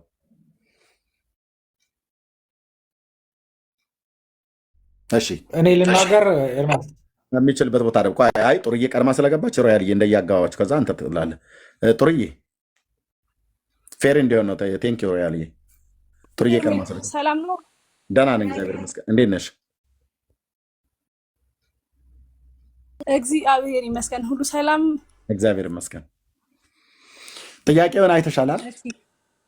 አዎ አይቼዋለሁ። አይ ቅድም መግቢያ ላይ ስታወራ አጋጣሚ እየሰማሁ ነበርና መጀመሪያ ለመላው ክርስትና እምነት ተከታዮች በሙሉ እንኳን ለጌታችን ለመድኃኒታችን ለኢየሱስ ክርስቶስ የጥምቀት የመታሰቢያ ቀን አደረሳችሁ እላለሁ።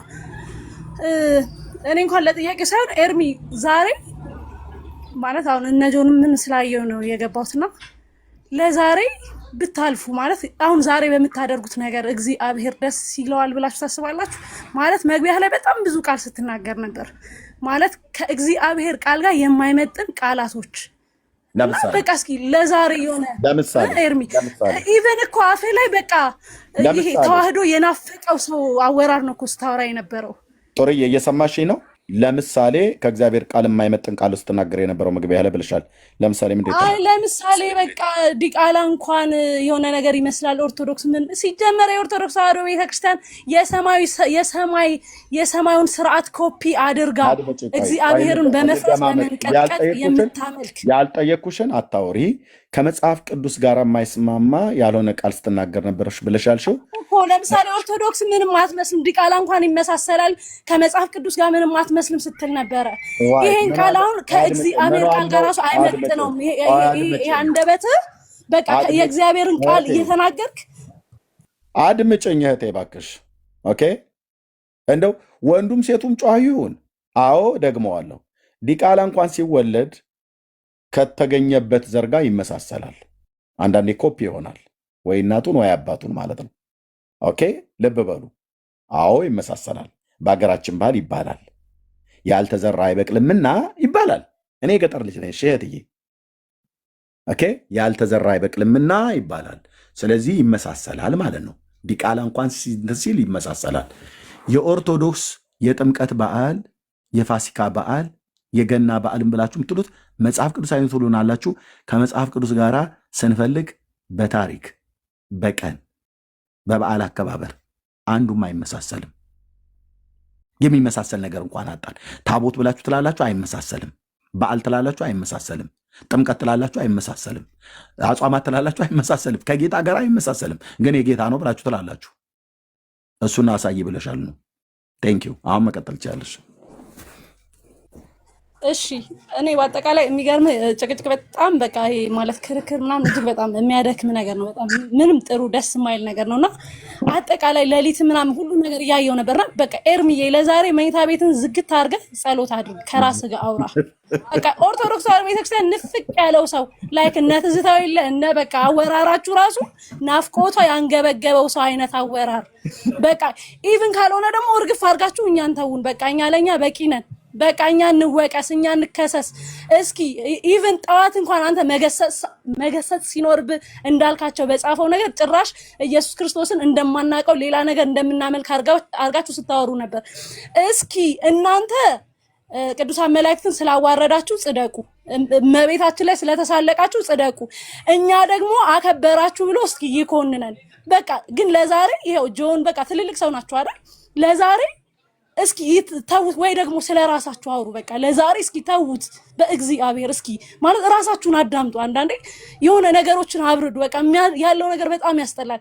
በቃ እግዚአብሔር አምላክ በዚህ ደስ አይሰኝም። በቃ አሁን ባለው የምር አንተ እግዚአብሔርን ደስ ለማሰኘት ነው የወጣሁት ብለህ ካሰብክ በቃ ለዛሬው ተው።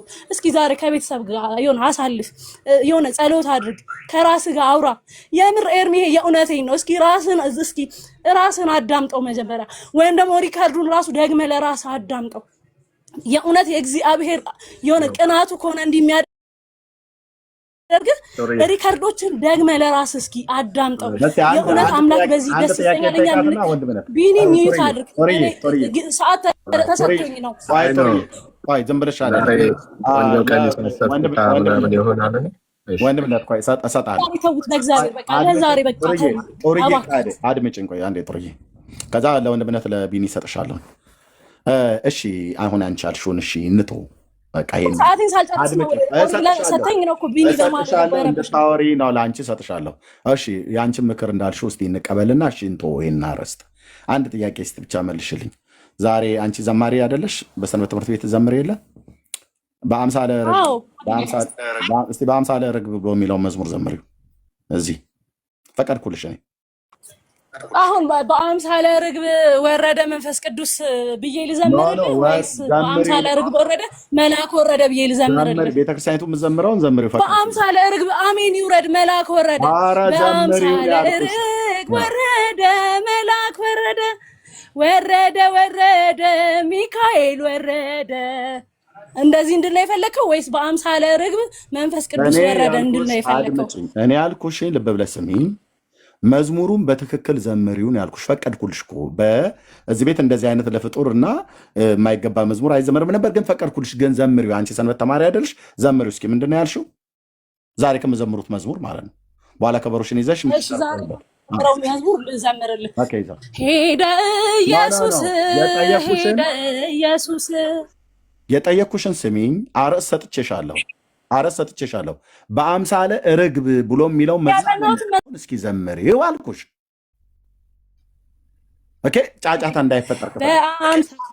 ርግብ ወረደ መንፈስ ቅዱስ፣ በአምሳለ ርግብ ወረደ መንፈስ ቅዱስ፣ ወረደ ወረደ ወረደ ወረደ መንፈስ ቅዱስ ወረደ። ያው ደስ አለ። እንደዛ በላ ነው የምትዘምረው ቤተክርስቲያኒቱ። አንቺ በዚህ እንትን ደግሞ የመላእክቶች ይዘምራል። ሜት አድርጊ። አንቺ ውሸታም። ቤተክርስቲያኒቱ እንደዚህ ብላ የምትዘምረው እኔ ከፍተዋለሁ። አሁን አንቺ ቆንጅዬ ውሸታ፣ እኔ ዲያቆኑ ፊት ነው የምትዋሽው። እኔ ከፍተዋለሁ እዚህ እንደሚል ማለት ነው። በምን እንደምትያዥ ስለምታውቂ ትዋሻለሽ ማለት ነው። ግን በቃ ያልኩህን ስማ፣ የኔ ትንሿ እህትህን ምክር ስማሽ። አድምጭኝ፣ ከዛ እናወራለን ማለት ነው። ኦኬ። በአምሳለ ርግብ መንፈስ ቅዱስ ወረደን አደላቸው። በአምሳለ ርግብ ወረደ። ኦኬ፣ የማንን ላድርገው? ኦኬ፣ ዲያቆን ቴዎድሮስ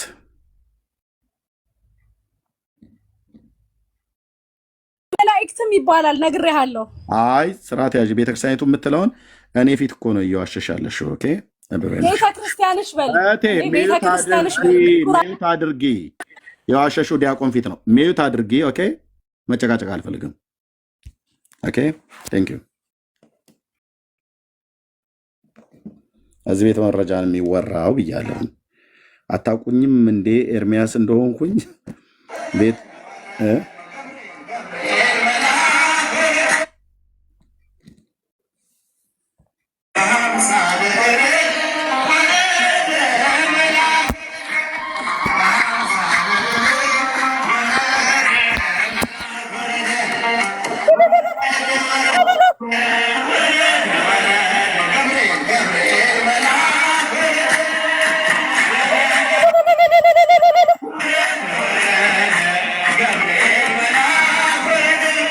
እሺ፣ እንደዚህ ብሎ ለተዋሻው መዝሙር እያልኩ ነበር እርምዬ።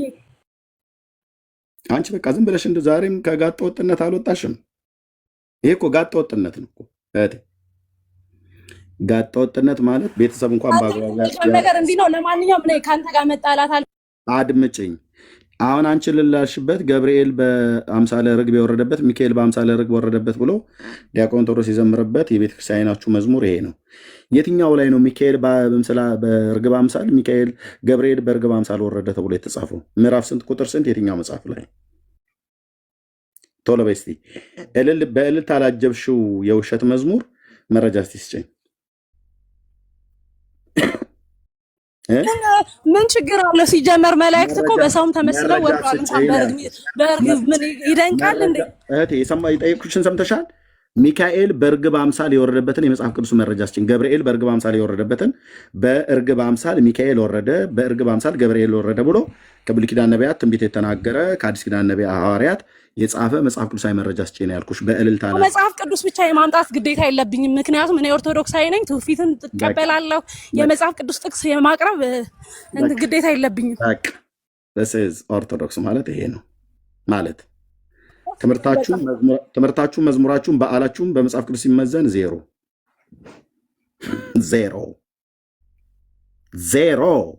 እንናገር እንጂ እኛ ዜሮ ምናምን አትበልም እንጂ እናገራለህ። ቆይ በየወረፋ ጨርሼ ከሷ ልምጣ ብዬ ነው። ስለዚህ ኦርቶዶክሳውያን በዓላቸውም መዝሙራቸውም የትኛውም ነገር የሚያደርጉት ነገር በመጽሐፍ እኛ በዓላችን ያስተማረ ነው። ሁሉም ሮያል ወንድሜ እሰጥሃለሁ። ልክ ጨርሰን ስንመጣ ልክ አንተንም እንደዚሁ እሰጥሃለሁ። ከሌሎች ወንድሞች ጋር ታወራለህ። እሰጥሃለሁ። ስለዚህ በአምሳለ ርግብ ወረደ፣ መልአክ ወረደ፣ በአምሳለ ርግብ ወረደ፣ ሚካኤል ወረደ፣ ገብርኤል ወረደ ብለው የሚዘምሩት መዝሙር መጽሐፍ ቅዱሳዊ ነው አይደለም?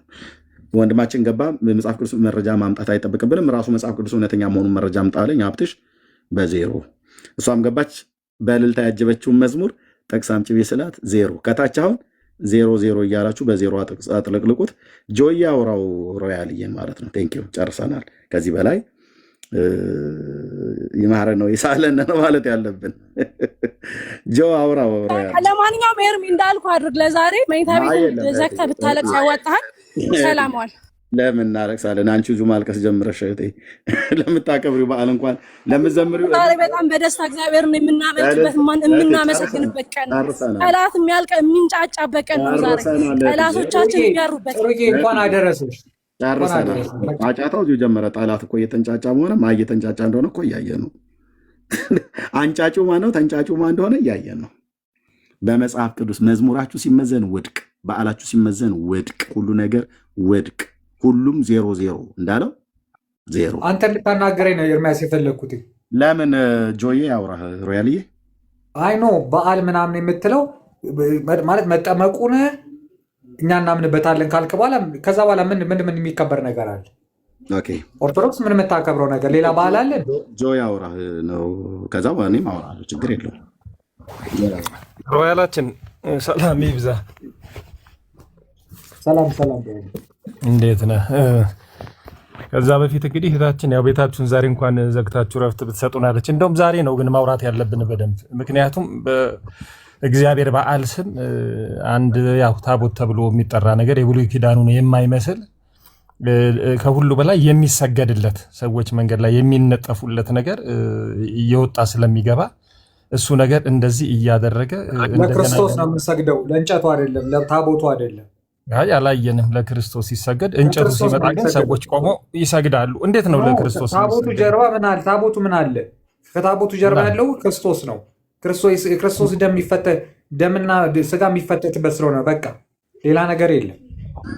አይ እንዲህ አይነት አስተምሮ ከየት አመጣኸኛ? ለእንጨቱ ሲሰገድ ነው ያየነው። ያው እንጨት ስለሆነ እነዘበነም ያው በጠሩት ስም መጥራት ስለማልፈልግ ነው። ስለዚህ ለእሱ ነገር ሰዎች ስለሚነጠፉ ከሁሉ በላይ የብሉይ ኪዳኑን አይመስልም። 4 ሰዎችም አይሸከሙትም። ዲዛይኑም ማቴሪያሉም እሱን ስለማይመስል ስሙ ደግሞ የእግዚአብሔር ታቦት ነው የብሉይ ኪዳኑ። ይሄኛው ደግሞ በፍጡራን ስም የተሰየሙ 35,000 ናቸው። በነገራችን ላይ ሮያል እነዚህ ሁሉ በየክልሉ ሰው ስለሚነጠፍ በዚህ ጊዜ ወጥተን ካላወራን መቼ ልናወራ ነው? ታቦቱ ወጥቶ የሚገባው ለምንድን ነው ታውቃለህ አንተ? ማወቅም አልፈልግም። እንዲህ አይነት አባቶችም ሐዋርያትም ስላላሳዩን ይህ መጽሐፍ ቅዱሳዊ መሆኑ ብቻ ይበቃል። መጽሐፍ ቅዱሳዊ መሆኑ ልንገርህ። ታቦቱ ለምንድን ነው ወጥቶ የሚገባው? ታቦቱ ወጥቶ የሚገባው ክርስቶስ ከገሊላ ወደ ዮርዳኖስ ሂዶ ስለተጠመቀ ክርስቶስ ለማሰብ ብቻ ነው። በቃ ገሊላ መጣ እንደ ኢትዮጵያ ውስጥ ገሊላ መጣ ማለት እንደዚህ የህፃን አሳሰብ ነው የምታስበው? እሱን ለማሰብ ነው እኮ አልኩህ እንጂ ገሊላ መጣው ክርስቶስ ምን ማለት ነው? የህፃን ወሬ የምታወሩ ስድቧን ጋብ ታረጋትና ያው በስርዓት እንደዚህ ጋብ ብታረጋት አይደለም። ስለዚህ ታቦቱ ከገሊላ ወደ ዮርዳኖስ የሄደበትን ለማሰብ ነው። ፊኒሽድ በቃ። በአዲስ ኪዳን ታቦት አለ ልነግርህ እኮ ነው። የግድ እናንተ ሁሉን ነገር ከኦርቶዶክስ ተውሳችሁ ስለምታደርጉት መጨነቅ ያስፈልጋል እንደ ይህን ያክል? ምክንያቱም እኛ በመሰጣችሁ ልደትን የምታውቀው ራሱ ጥምቀትን የምታውቁትም ፋሲካን የምታውቁትም በእኛ ቀን ነው። ኦርቶዶክስ በቀን በቀመረችው ቀመር ነው። ቆይ ወንድማችን ፋሲካና ልደቱን አቆየው። ከሁሉ በላይ ክርስቶስ መወለዱን፣ ሞቱን፣ መነሳቱን ማወቁ ነው። መጽሐፍ ቅዱስ ምን ይላል? ጌታ ኢየሱስ ክርስቶስ በስጋ እንደመጣ የሚታመነው መንፈስ ከእግዚአብሔር ነው ይላል። ግንቦት 9ም ተወለደ፣ ሐምሌ 16ም እሱ ማተር አያደርግም። መወለዱን ለኃጢአታችን መሞቱ መነሳቱ ነው ለእኛ ትልቁ ይሹ። አሁን ጥምቀቱን በተመለከተ ይሄ የሚወጣው ታቦት እኔ ከሁሉ በላይ አንድ ነገር እንትን እላለሁ። እንኳን የክርስቶስን መጠመቅ ቀርቶ ክርስቶስ 4000 ሰው የመገበበትን ቀን ግንቦት 18 እናስበው ቢባል there is nothing wrong with that፣ ችግር የለውም። ይሄ ግን እነዚህ የሚወጡት የሚሰገድላቸው ሰው የሚነጠፍላቸው ነገሮች አብረው ስላሉ ኢንኮምፓስድ ስለሆኑ እዚህ ውስጥ ትልቁ ችግራችን እነዚህ ኃጢአትም የሚያረጋቸው እነዚህ ነገሮችን ሰው ስለሚሰግድላቸው እነዚህ ነገሮች በብሉይ ኪዳን ዲዛይንም የሚሸከማቸውም የሚይዛቸው አገልግሎታቸውም ከዛ የተለየ ስለሆነ ከየት መጡ? ለምንድን ነው የሚሰገድ? ጣዖታት ናቸው ብለን የምንለው ለዚህ ነው። ኢሹአችን እሱ ነው እንጂ ክርስቶስ ያደረገውን ማንኛውንም ነገር በማንኛውም ጊዜ ብናስበው ቨርሶች በማሰብ በመዘመር ችግር የለውም። እነዚህ ነገሮች ከየት መጡ? አለ ቀጥል ብሏል።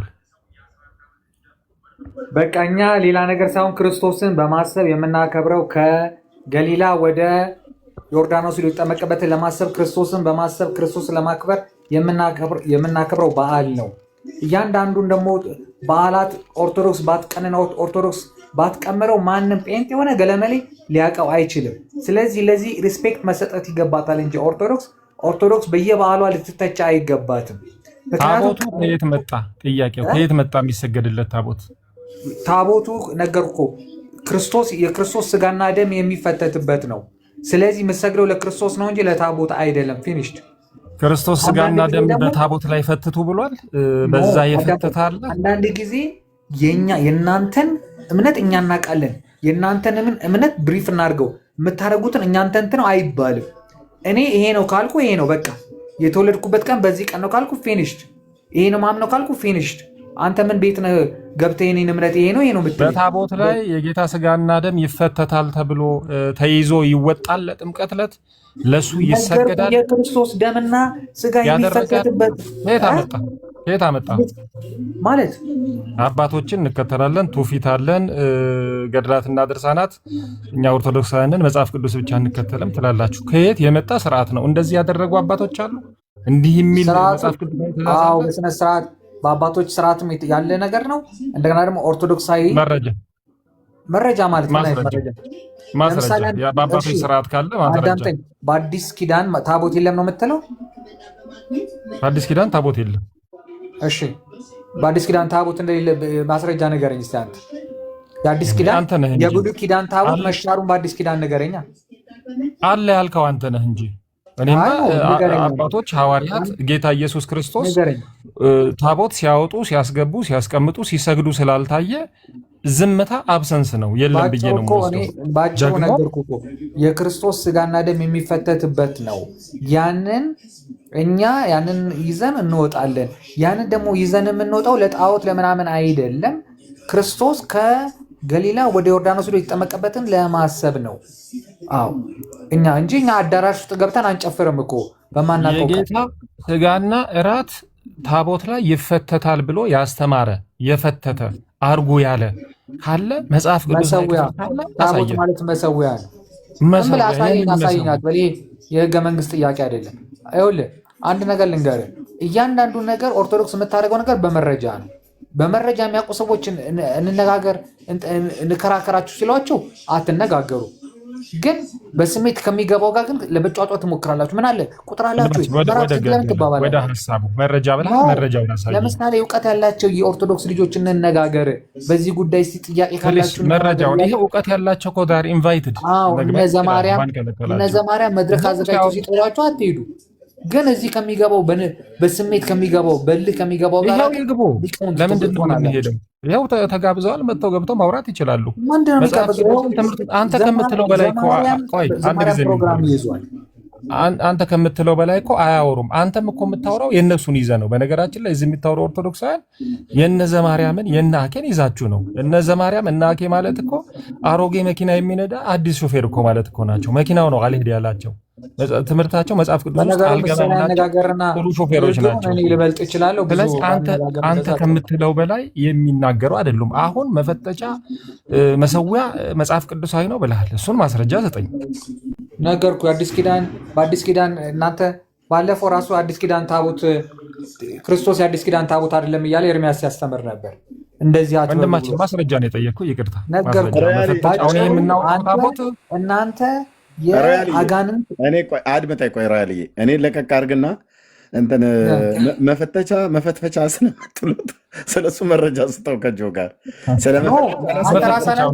በአዲስ ኪዳን ክርስቶስ ነው ብላችሁ እንዳትሉ አላልካቸው? አድምጠኝ። መፈትፈቻ ስለምትሉት ከጆ ጋር ጨርስ። እኔ ለቀቅ አድርገኝ። አሁን እረፍት ላይ እኮ አትግባ ከመፈተቻው አትግባ መጽሐፍ ቅዱሳዊ ነው ብለሃል። አሁን እነዛ ማርያም በስነ ስርዓት ሲናገሩ እንነጋገር ቁጭ ብለን ሲሉ እውቀት አላቸው። እንትን አትሉም፣ አትነጋገሩ። ወንድማችን አንተም የዘማርያም ደቀ መዝሙር እኮ ነህ። ሴንትራል እኮ ነው ትምህርት የሚሰጣችሁ። አንተ ከተናገርከው በላይ አይናገርም ዘማርያም። ስለዚህ የሰማው ገብቶ ሃይማኖቱ ስትናገሩ የሚሰማው በልህ ገብቶ ሲናገር ግን ምዕራፍ 6 ምዕራፍ የትኛው ምዕራፍ ምናምን ማን ይሰማሃል? ይሄንን በቃ ክርስቶስ ሌላ ይግባ። መፈትፈቻውን የማትነግረን ከሆነ እኔ ደግሞ ልናገር ብል ደግሞ እናገራለሁ። ከመድረክ በስተጀርባ ግብረ ሰዶም የምትፈጽም ሃይማኖት የለችኝም እኔ። ስለዚህ አናውራ እናውጣ እንደ ሚስጥር አውጣ የተቀጡትን ሰንደቅ ጋዜጣን እናውጣ እንዴ? ሌሎች ሰዎች እንድናስቀይም አታድርገን። በስፒል ጫማ በታኮ ጫማ ቀሲስና መነኩሴ ጋዜጣውን አውጥቼ ባሳይ ሌሎችን እንዳላሳዝን ከጋዜጣ ነው ማሳየው። ወሬ አይደለም። ግብረ ሰዶምን ያስፋፋች ፕሮቴስታንት እምነት በአሜሪካን ሀገር የሰለጠነ ሀገር መልስ ሲያጣ በአሜሪካን ሀገር በክብር ግብረ ሰዶም የምታጋባ እኮ ነች። ኤልጂቢቲኪውን አርማ ይዛ ኦርቶዶክስ ታደርጋለች እንዴ? እንደዚህ ኦርቶዶክስ ስላለች መሰለኝ ኢትዮጵያ የተከበረችው እስከዛሬ። አቤት ሞዴሬተር ነኝ። ሙሉ ፉል ነው ያለው። እሺ ገና ሮያል ስርዓት ተደማምጠን ብናወራ ጥሩ ነው። ተደማምጠን እኮ ነው የምናወራው። አይ ምን ሌላ ነገር ለመግባት አሁን እኔን ራሱ እንኳን እያዳመጥከኝ አይደለም። ምንድነው አሁን ሮያልዬ፣ በጣም ብዙ ጊዜ ከአንተ የማየው አንተ ቅናቱ አለህ፣ እውቀቱ ግን የለህም። ቅናት ያለ እውቀት ደግሞ ምንም አይጠቅምም። አንዳንድ ሰዎች እውቀቱ አላቸው፣ ቅናቱ የላቸውም። አንዳንድ ሰዎች ቅናቱ አላቸው፣ እውቀቱ የላቸውም። ቅናት ያለ እውቀት፣ እውቀትም ያለ ቅናት። ቅናት ማለት እግዚአብሔራዊ የሆነ ቅዱስ ቅናት መንፈስ ቅዱስ የሚሰጥህ እንጂ የሰዋዊ ቅናት አይደለም። ሰዋዊ ቅናት አለህ፣ እኔም ሰዎችም አላቸው እንደዚህ ሰዋዊ ቅናት። እግዚአብሔራዊ የሆነውን ቅናት ደግሞ ራሱ እግዚአብሔር እንዲሰጥህ በውስጥህ በተሞላው በእግዚአብሔር ቃል በተሞላው በእግዚአብሔር መንፈስ ራሱ እግዚአብሔር የሚሰጥህ ነው። አሁን አንተ በስጋዊ ቅናት ግን ያለ እውቀት ነው የምትናገረው። ለምን እንደማታውቀው ብያለሁ ከዚህ በፊት። አንተም እንደምታውቀው አላነበብክም። ገና እያነበብክ ነው ያለው። ማወቅ እየጀመርክ ነው። ስለምትናገረው ነገር እርግጡን ኤቪደንስ ለማምጣት አትችልም። ስለዚህ ከዚህ ውስጥ የምታተርፈው ምንድነው? በቃ አሉሽ ይሄ አሁን እህቶች ሲጣሉ ሰፈር ላይ የሚነጋገሩት አይነት ንግግር ሆነ ማለት ነው። መረጃ አቅርባ መፈትፈቻ ምናምን ነገር ብሎ የሚለው ሁሉ ቀን እናንተ መሰዊያ ስለምትሉት መፈተቻ ነው ብላችሁ ትላላችሁ። ይህንን ታሪክ በክርስቶስ ቤተክርስቲያን ታሪክ ውስጥ እንደዚህ ያደረጋለሁ። ያንን መፈተቻ የሚባለውን እንደዚህ እንደናንተ ጃልሜዳ ጥር 10 ቀን ይዞ የሚወጡ በክርስቶስ ቤተክርስቲያናት ታሪክ ውስጥ አሳዩን፣ ጥቅስ ስጡን ነው የኛ ጥያቄ። የለም። ከዛ ምን ትላላችሁ? አይ እንደናንተ እኮ መጽሐፍ ቅዱስ ብቻ አንልም ትሎና አላችሁ። ትመጡና ኦኬ ታዲያ ብለስንን እኛ አባቶቻችን የሰሩልን ወጉ ማጉ ትሉን አላችሁ። ኦኬ በወጉ በማጉ ብለን ስንጠይቅ አባቶቻችሁ የሰሩላችሁ ስርዓት ከመጽሐፍ ቅዱስ ጋር የሚስማማ ሳይሆን የሚጣላ፣ አባቶቻችሁ በሰሩላችሁ ወግ ትመጡና እኛ መጽሐፍ ቅዱሳዊ በዓል እናከብራለን ትላል። የትኛው በዓል ነው መጽሐፍ ቅዱሳዊ? የጥምቀት በዓል መጽሐፍ ቅዱሳዊ ነው? አይደለም። በታሪክ በጂኦግራፊ በመጽሐፍ ቅዱስ ማን ነው ሊያስረዳም ይችላል? አንድ የለም። ታዲያ ምንድን ነው የጥምቀት በዓል ማለት? የሉተር ልደት ነው እንዴ? ምን ማለት ነው የጥምቀት በዓል? የክርስቶስ አይደለም እንዴ? አድምጠኝ። አይደለም እንዴ? በነገራችን ላይ እኮ ይኸውልህ ድፍን ያለ ጥላቻ እኮ መጥፎ ነገር ነው ታውቃለህ። ግን ድፍን ያለ ጥላቻ እኔ አሁን ለምሳሌ ድሮ ድፍን ያለ ጥላቻ ሰድብህ ነበር አይደል? አሁን ግን አልሰድብህም። ለምን ድፍን ያለ ጥላቻ ውስጥ ትገባለህ? የምናገረውን ሳሰማ ዝም ብሎ ወደ ምትሄድ ስትሄድ አንተ ትናገራለህ፣ እኔ እያፈረስኩ ለህዝብ እናገራለሁ። በበሌ ምን ጥላቻ ነው የምታወራው? አዎ ታዲያ ምንድን ነው? ልቦና ያውቀዋል የክርስቶስ ልደት ነው። አድመጠኝ ሮያልዬ፣ የክርስቶስ ጥምቀት ነው። አድመጠኝ። የጥምቀት በዓል መጽሐፍ ቅዱሳዊ አይደለም። በዓል ነው ያልኩት። ልብ በሉ፣ የጻፍኩትን ይዩት። መጽሐፍ ቅዱሳዊ ያልሆነው የጥምቀት በዓል ነው ያልኩት እንጂ የኢየሱስ ጥምቀት ትክክል አይደለም ያልኩት። ኢየሱስማ ጌታዬ በዮርዳኖስ በዮሐንስ እጅ በ30 ዓመቱ እንደተጠመቀ ቅዱስ ሉቃስ ጽፎልናል፣ ቅዱስ ማቴዎስ ጽፎልናል። ኦኬ ጽፎልናል ማለት ነው። አሁን እናንተ የምትመልሱ ስታጡ ቀለም በጥብጣ ብራና ዳምጣ ሀገር የሰራች ቤተክርስቲያን ልታፈርሷት ቅናት፣ ምቀኝነት ምናምን ብለህ ይህ ምን ቅናት ምቀኝነት? ተጠየቅ። ለብዙ ዘመን የያዛችሁት በዓሉ መጽሐፍ ቅዱሳዊ አይደለም ነው ብዬ የምልህ። ከኢየሱስ ክርስቶስ ጥምቀት ጋር ምንም የሚያገናኘው ነገር የለም ነው ብዬ የምልህ። ኢየሱስ ተጠምቋል። አዎ እናንተ አይደላችሁ የምትነግሩን፣ ቅዱሱ ቃል ነግሮናል። እናንተ የምትነግሩን ክፋት የለውም። ኢየሱስ ጌታችን ተጠምቋል። አዎ በ30 ዓመቱ ተጠምቋል። አዎ ከገሊላ ወደ ዮርዳኖስ መጥቶ በዮሐንስ እጅ ተጠምቋል። አዎ አዎ አዎ። እናንተ የምታከብሩት ግን በዓል ብላችሁ የምትሉት ግን ከኢየሱስ ክርስቶስ ጥምቀት ጋር ምንም ግንኙነት የለውም። አለ ብለህ ካልከኝ 1 2 3 4 5 ጥያቄ ልቀጥላ በመደዳ መልስ ግን የለም። አንተ አይደለም ሊቃውንቱ አይመልሱትም። ለዚህ ነው ይሄን ቤት ትመጣለህ። ለምን እንደዚህ ትላለህ? ሁሉ ጊዜ ሊቃውንቱ አይመልሱም። ሊቃውንቱ ሲጠሩ ደግሞ አትሄድም። አየው ቀደም ዘማርያም ዘገብርኤል ዘመሐመድ ሊቃውንቱ ሲጠሩ አትሄድማ። አንድም ቀን ደርሶላ አትሄድም። ከኔ ጋር ተጫዋጫዋለህ። ሊቃውንቶቹ ጋር ለምን አትሄድም? አድምጠኝ። ዘማርያም ዘገብርኤል ዘመሐመድ ብትሉት ሰውዬ አንድም ቀን አልደረሰላችሁም። አይደለም ጠራ እኮ ጠራ። ያ እዛ አሜሪካን ሀገር ሆኖ የሚለፈልፈው እውቀት የሌለውንም ጠራው። ትዝታው ነው ምናምን የሚባለው እዚህ ደግሞ አንድ እሱንም ጠራው። ማናችሁ ነው ሄዳችሁት? ማናችሁ ነው ዘማርያም ጋር ዘማርያም ፊት የቆማችሁት? እኛ ስንጠራ አሰሙም አይደል? ለምን አንተም ሁለቴ ነው የጠራህ? አድመጠኝ እባክህ፣ በመረጃ አውራ እባክህ ፕሊዝ። አንተና ከዮኒ ቤት ለምን ወጣህ? ናታን ሊያወራ ሲል ማነችን ሴትዮ ያስገባት? የሴትዮ እኮ ዝም ብላ ተመላላሽ ታካሚነት፣ ልክ መድኃኒቱን በአግባቡ የማይወስድ አይነት ሰው ማነሽ? ትንቧለል እታችሁ ረጅስት ሄትዬ አንቺ ሽልጦሽን ቤዛ ሆነሽ ማለት ነው። ሁሉ ቀን ገብታ እኮ ነው የምትበጠብጠን። ሁሉ ቀን ገብታ ትንቡም ተገባ ጀምር። ሪያልዬ ይሄ በእውቀት የሚወራበት እንጂ በስሜት የሚወራበት አይደለም። የጌታችን የኢየሱስ ክርስቶስ ጥምቀት መጽሐፍ ቅዱሳዊ ነው። ልብ በሉ፣ መጽሐፍ ቅዱሳዊ ነው። የጌታችን የኢየሱስ ክርስቶስ ጥምቀት ማለት ነው። እኛ እያልን ያለነው የጥምቀት በዓሉን ነው እያልን ያለነው። የጥምቀት በዓሉ መጽሐፍ ቅዱሳዊ ነው ወይ ብሎ መጠየቅ፣ አዎ ነው ብሎ የሚያስረዳ ኦርቶዶክሳዊ በጨዋነት እኔ ጌታ አልተጠመቀም፣ የጌታ ጥምቀት ትክክል አይደለም ያልኩትኝ። የጌታማ ጥምቀት ትክክል ነው። ቅዱሳት ወንጌላት ተናግረዋል። በማቴዎስ 3 በሉቃስ 3 ላይ የተጻፈ ነው። ኦኬ እኛ ያልን ያለኑ ይህንን እናንተ የምታከብሩትን የጥምቀት በዓልን ያከበረ በዓሉ መከበር የጀመረበት ከሐዋርያቱ ጀምሮ ነው። ጥንታውያን በሆኑ በክርስቶስ ቤተክርስቲያን ታሪክ ውስጥ ይታወቅ ነበር ወይ? የትኛውን የመጽሐፍ ቅዱስ መሰረት አድርገው ነው? ከጥምቀቱ ጋር በተገናኘ ቅድም ሳወራ ነበር ወንድሜ ሮያል። ይህን ልስጥና ለሌሎችም እንግዶች ስለመጡ እሰጣለሁ። ጌታችን እንደተጠመቀ ከዮርዳኖስ እንደተመለሰ በመንፈስ ተመርቶ ወደ ምድረ በዳ ሄደ ይላል፣ ከዲያብሎስ ሊፈተን። ሉቃስ 3 ላይ መጠመቁን ነግሮን ሉቃስ 4 ላይ እንደዛ ይለናል ማለት ነው። ጌታ የመጣው ከገሊላ ናዝሬት ነው። የመጣው ወደ ዮርዳኖስ ነው። ኦኬ ዮሐንስ ያኔ ያጠምቅበት የነበረ ሳሊም በሚባለው በሄኖን አቅራቢያ በደቡባዊ ምስራቅ አካባቢ ላይ ያለ ወደ ጆርዳን ሪቨር አካባቢ ላይ ያለ ረባዳማ ረግረጋማ መሬት ነው። ትናንትና ቪዲዮ እያሳየው ነበር፣ ላሳይ ይችላለሁ ዩቲዩብ ላይ ማለት ነው። ዮሐንስ አስቀድሞ ያጠምቅበት የነበረው በቅሩ በሳሌም የሚባለው ለሳሌም አቅራቢያ የሆነው ሄኖን ኢኖን ብለው በሚሉት በእነሱ የውሃ ምንጮች ያለበት ቦታ ነው። አሁን የጽጌረዳ አበባ ምናምን ነገር ሁሉ ታመርትበታለች እስራኤል ማለት ነው። እዛ አካባቢ ላይ የመጣው እሺ፣ ከዛ ምን ያህል ኪሎ ሜትር ይሆናል ብለን ጂኦግራፊውን ማየት እንችላለን። ገሊላ ናዝሬት፣ ጌታ ከእናቱ ከቅድስት ድንግል ማርያም ከዮሴፍ ጋር የነበረበት ቤት ዓለም እየሄደ የሚጎበኘው ስለሆነ አለ ትመትራለህ ማለት ነው። ኪሎ ሜትሩን እዚሁ ቁጭ ብለህ ይሰጥሃል። እሺ ጌታችን ከዛ ከዮርዳኖስ ወደ ዮሐንስ ተመለሰ። ከሳሊም ከኢኖን እንኳን ብለን ብንል ወደ ገሊላ ናዝሬት ምን ያህል ኪሎ ሜትር ይሆናል? የስንት ቀን መንገድ ይሆናል?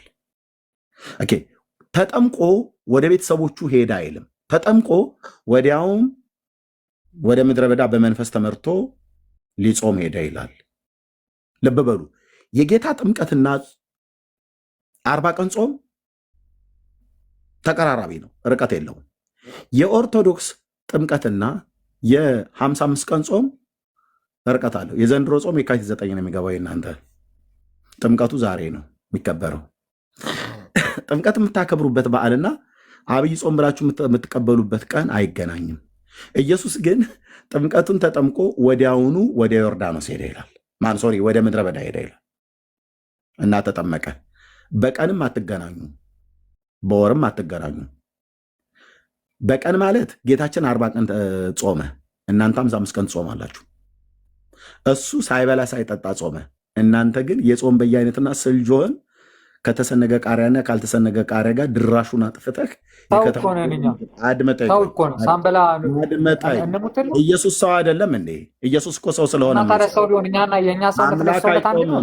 ሮያል እባክህ ኩል አታውራ። አምላክ የሚሆን ነገር እንከራከር። የጾም በየአይነቱ በላችሁ ብለህ ልትከሰን ነው እንዴ? አምላክ አይጾምም ነው ብዬ እኔ ከፈለክ ምንም ነገር ብላ፣ ግን ኢየሱስ የጾመውን ጾም ነው የምንጾመው ብለህ እኛ ላይ ሙድ አትይዙም ነው ብለህ የምልህ። ኢየሱስ የጾመው ጾም 40 ቀን አልበላም 40 ቀን አልበላም አልጠጣም ነው ብሎ የሚለው። ኦኬ አምላክ ስለሆነ አይደለም የጾመው፣ ሰው ስለሆነ ነው የጾመው። አምላክ ስለሆነ አይደለም የተራበው፣ ሰው ስለሆነ ነው የተራበው። ጌታዬ እኔ እኮ የኢየሱስን ጾም ነው የኢየሱስ ጥምቀት ነው ብላችሁ የምትሉት ነገር እኮ ነው ጥያቄ እንድንጠይቅ ያደረገው እንጂ እኮ አባቶቻችን የሰሩልን ጾም ነው ብለህ እኮ መጾም ትችላለህ። ሲልጆህን እየበላ መጾም ትችላለህ፣ መብት ነው። አሳ ኮተሌት፣ አሳ ጉላሽ እያልክ ከአሳ ውጭ አሳ የተጠበሰ ያልተጠበሰ ደም አለው ደም መብታችሁ ነው፣ መበላት ትችላላችሁ። ግን ከ16 አይነት ወጥ ጋር አንድ የጤፍ እንጀራ ድራሽ አባቱን አጥፍተህ ካበቃ በኋላ ያላበው ብለህ የጾም ማኪያቶ ብለህ በሸኖ ለጋ ጠዋት ገንፎህን አጭደህ ጨጨብሳም በልተህ እያጋሳህ ኮካኮላና አምቧ እየጠጣህ ኢየሱስ 40 ቀን ውዴ የጾመው ጾም ላይ አትቀልዱ ነው እያልን ያለ ነው። ይሄን ደግሞ ይሄን በመጾማችሁ አድመጠኝ ጨርሼ ልስጥህ። ይሄን በመጾማችሁ ሐዋርያት ናቸው፣ የጴንጤ ሐዋርያቶች ናቸው። አድመጠኝ ሮያልዬ ፕሊስ አደራ በጌታ። ይሄን በመጾማችሁ ደግሞ እኮ እኛ እኮ እንድንናገራችሁ የሚያደርገው ራሳችሁ ዝም ብላችሁ መጾም አባቶቻችን የሰሩልን ነው ብላችሁ መጾም ትችላላችሁ፣ መብታችሁ ነው። እኔ ኢየሱስ ጋር ታጠጋጉ ነው ብዬ የምልህ። ካጠጋጋ ጠይቀሃለሁ። እኔም ኢየሱስ ጋር ለምሳሌ የምንለው ኢየሱስ ጋር ብለን የምናጠጋጋው ነገር ካለ መጠየቅ ነው ያለብን። ኦኬ እኔ አሁን እስከ ዛሬ ድረስ የገናን በዓል አከብር ነበረ። ከዚህ በኋላ ግን የገናን በዓል አላከብርም። ታኅሳስ 29 ቀን ጌታ አልተወለደም ለሚጠይቀኝ ሁሉ ይምጣ። የብሉይ ኪዳን የካህናቱን ዝርዝር የአብያ ወገን የሆነው ዘካርያሱን ይዤ ሌዋውያን ካህናቱን በደንብ ፈትፍተን እናወራለን። እጣው መቼ ነው የወጣው? ሉቃስ ወንጌል መጽሐፍ ምዕራፍ 1 ላይ ካህኑ ዘካርያስ ከአብያ ወገን ነው ይላል። ሌዋውያን ካህናት ስንት ካህናት ነበሩ? 24 ካህናት። እጣ ይወጣላቸው ነበር። አዎ እጣንም ለማጠን እጣ ደረሰው ይላል። ያ እጣው መቼ ነው የሚወጣው? በኢትዮጵያ ካላንደር ነው የሚወጣው? አይደለም። በማን ካላንደር ነው የሚወጣው? በአይሁድ ቢብሊካል ካላንደር ነው የሚወጣው። ቢብሊካል ካላንደር እንዴት ነው የሚጀምረው? መቼ ነው የሚጀምረው? የዓመቱ መጀመሪያ መቼ ነው? ዘጸአት መጽሐፍ ምዕራፍ 12 ቶልቅ ብሰማ ይሻላል። ሮያል ዝም ብሎ በወኔና በልህ መሆን የለበትም ለማለት ነው። ቴንኪው። እኔ እኮ በወኔ ያላልኩም እኮ። እሺ ባታከብር ነው የምትጎዳው አንተ። እኛ ድንካችን ስናከብር ታኅሳስ 29 ቀን ጌታ የተወለደበት ነው ብዬ አላከብርም። ለምንድነው አላከብረው? ሉቃስ ወንጌል መጽሐፍ ምዕራፍ 1 ስታነቡ ካህኑ ዘካርያስና ኤልሳቤጥ ከአሮን ወገን ናቸው ይላል። እነዚህ ቤተሰብ ካህኑ የመጥምቁ ዮሐንስ አባት ለማጠን በክፍሉ ተራ ለማጠን እጣ ደረሰበት ይላል። ያ እጣ አድመጠኝ ፕሊዝ፣ በጌታ አድምጠኝ። እማወራውን እማቅሰው ነኝ ብራዘር። ቀኑ መቼ ነው ወሩ መቼ ነው አትበለኝ። እሱን መረጃ ሳሊዝ አላወራህም እዚህ። ያንን የካህናት የእጣ የሚደርሳቸውን ወራትና ዘመን ኢትዮጵያውያን አይደለም በካላንደር በኢትዮጵያውያን አበቅታ አይደለም የምትደነግገው። ቢብሊካል ካላንደር የሚባል አለ። ኦኬ በባቢሎናውያን ታልሙድ ላይ በተጻፈ ካላንደርም አይደለም የምትዳኘው። ቢብሊካል ካላንደር የሚባል አለ። ይህ ወር የወሮች መጀመሪያ የሆናችሁ ብሎ ጌታ የተናገረው ማለት ነው። ዘጸአት መጽሐፍ ምዕራፍ 12 ላይ በአቢብ ወር ወጥታችኋልና ይላል። አቢብ የሚባለው ወር መቼ ነው? አሁን በእነሱ በአይሁዳውያኑ መስከረም ማለት ነው። ታኅሳስ 29 ማለት ነው አይደለም። አወራለሁ ብሎ የሚል ሰው ሲመጣ ያኔ ያገናኘናል ማለት ነው። እና መቼ ነው? ግንቦት 20 ነው? መቼ ነው? ንገረንሽ ሮያልዬ መጽሐፍ ቅዱስን ማንበብን ቀጥል። ሌሎች ሲሰሙ ሌሎች ገብተው ሲናገሩ ግን በደንብ ብሰማ የምራ እኔ እያልኩ ያለሁት ልብ በሉና ስሙ። ዛሬ ጥምቀትና ያነሳ ነው። እኔ ጌታ እንደተወለደ አምናለሁ። የተወለደበትን ዘመን ምን ብሎ ይነግራል ይላል እግዚአብሔር ቃል። ሉቃስ ወንጌል መጽሐፍን ስናነብ 2 የሮም መንግስታትን ይጠቅስልናል። ሉቃስ 2 እና ሉቃስ 3 ላይ መረጃ ሰጣችሁ። ሉቃስ 2 እና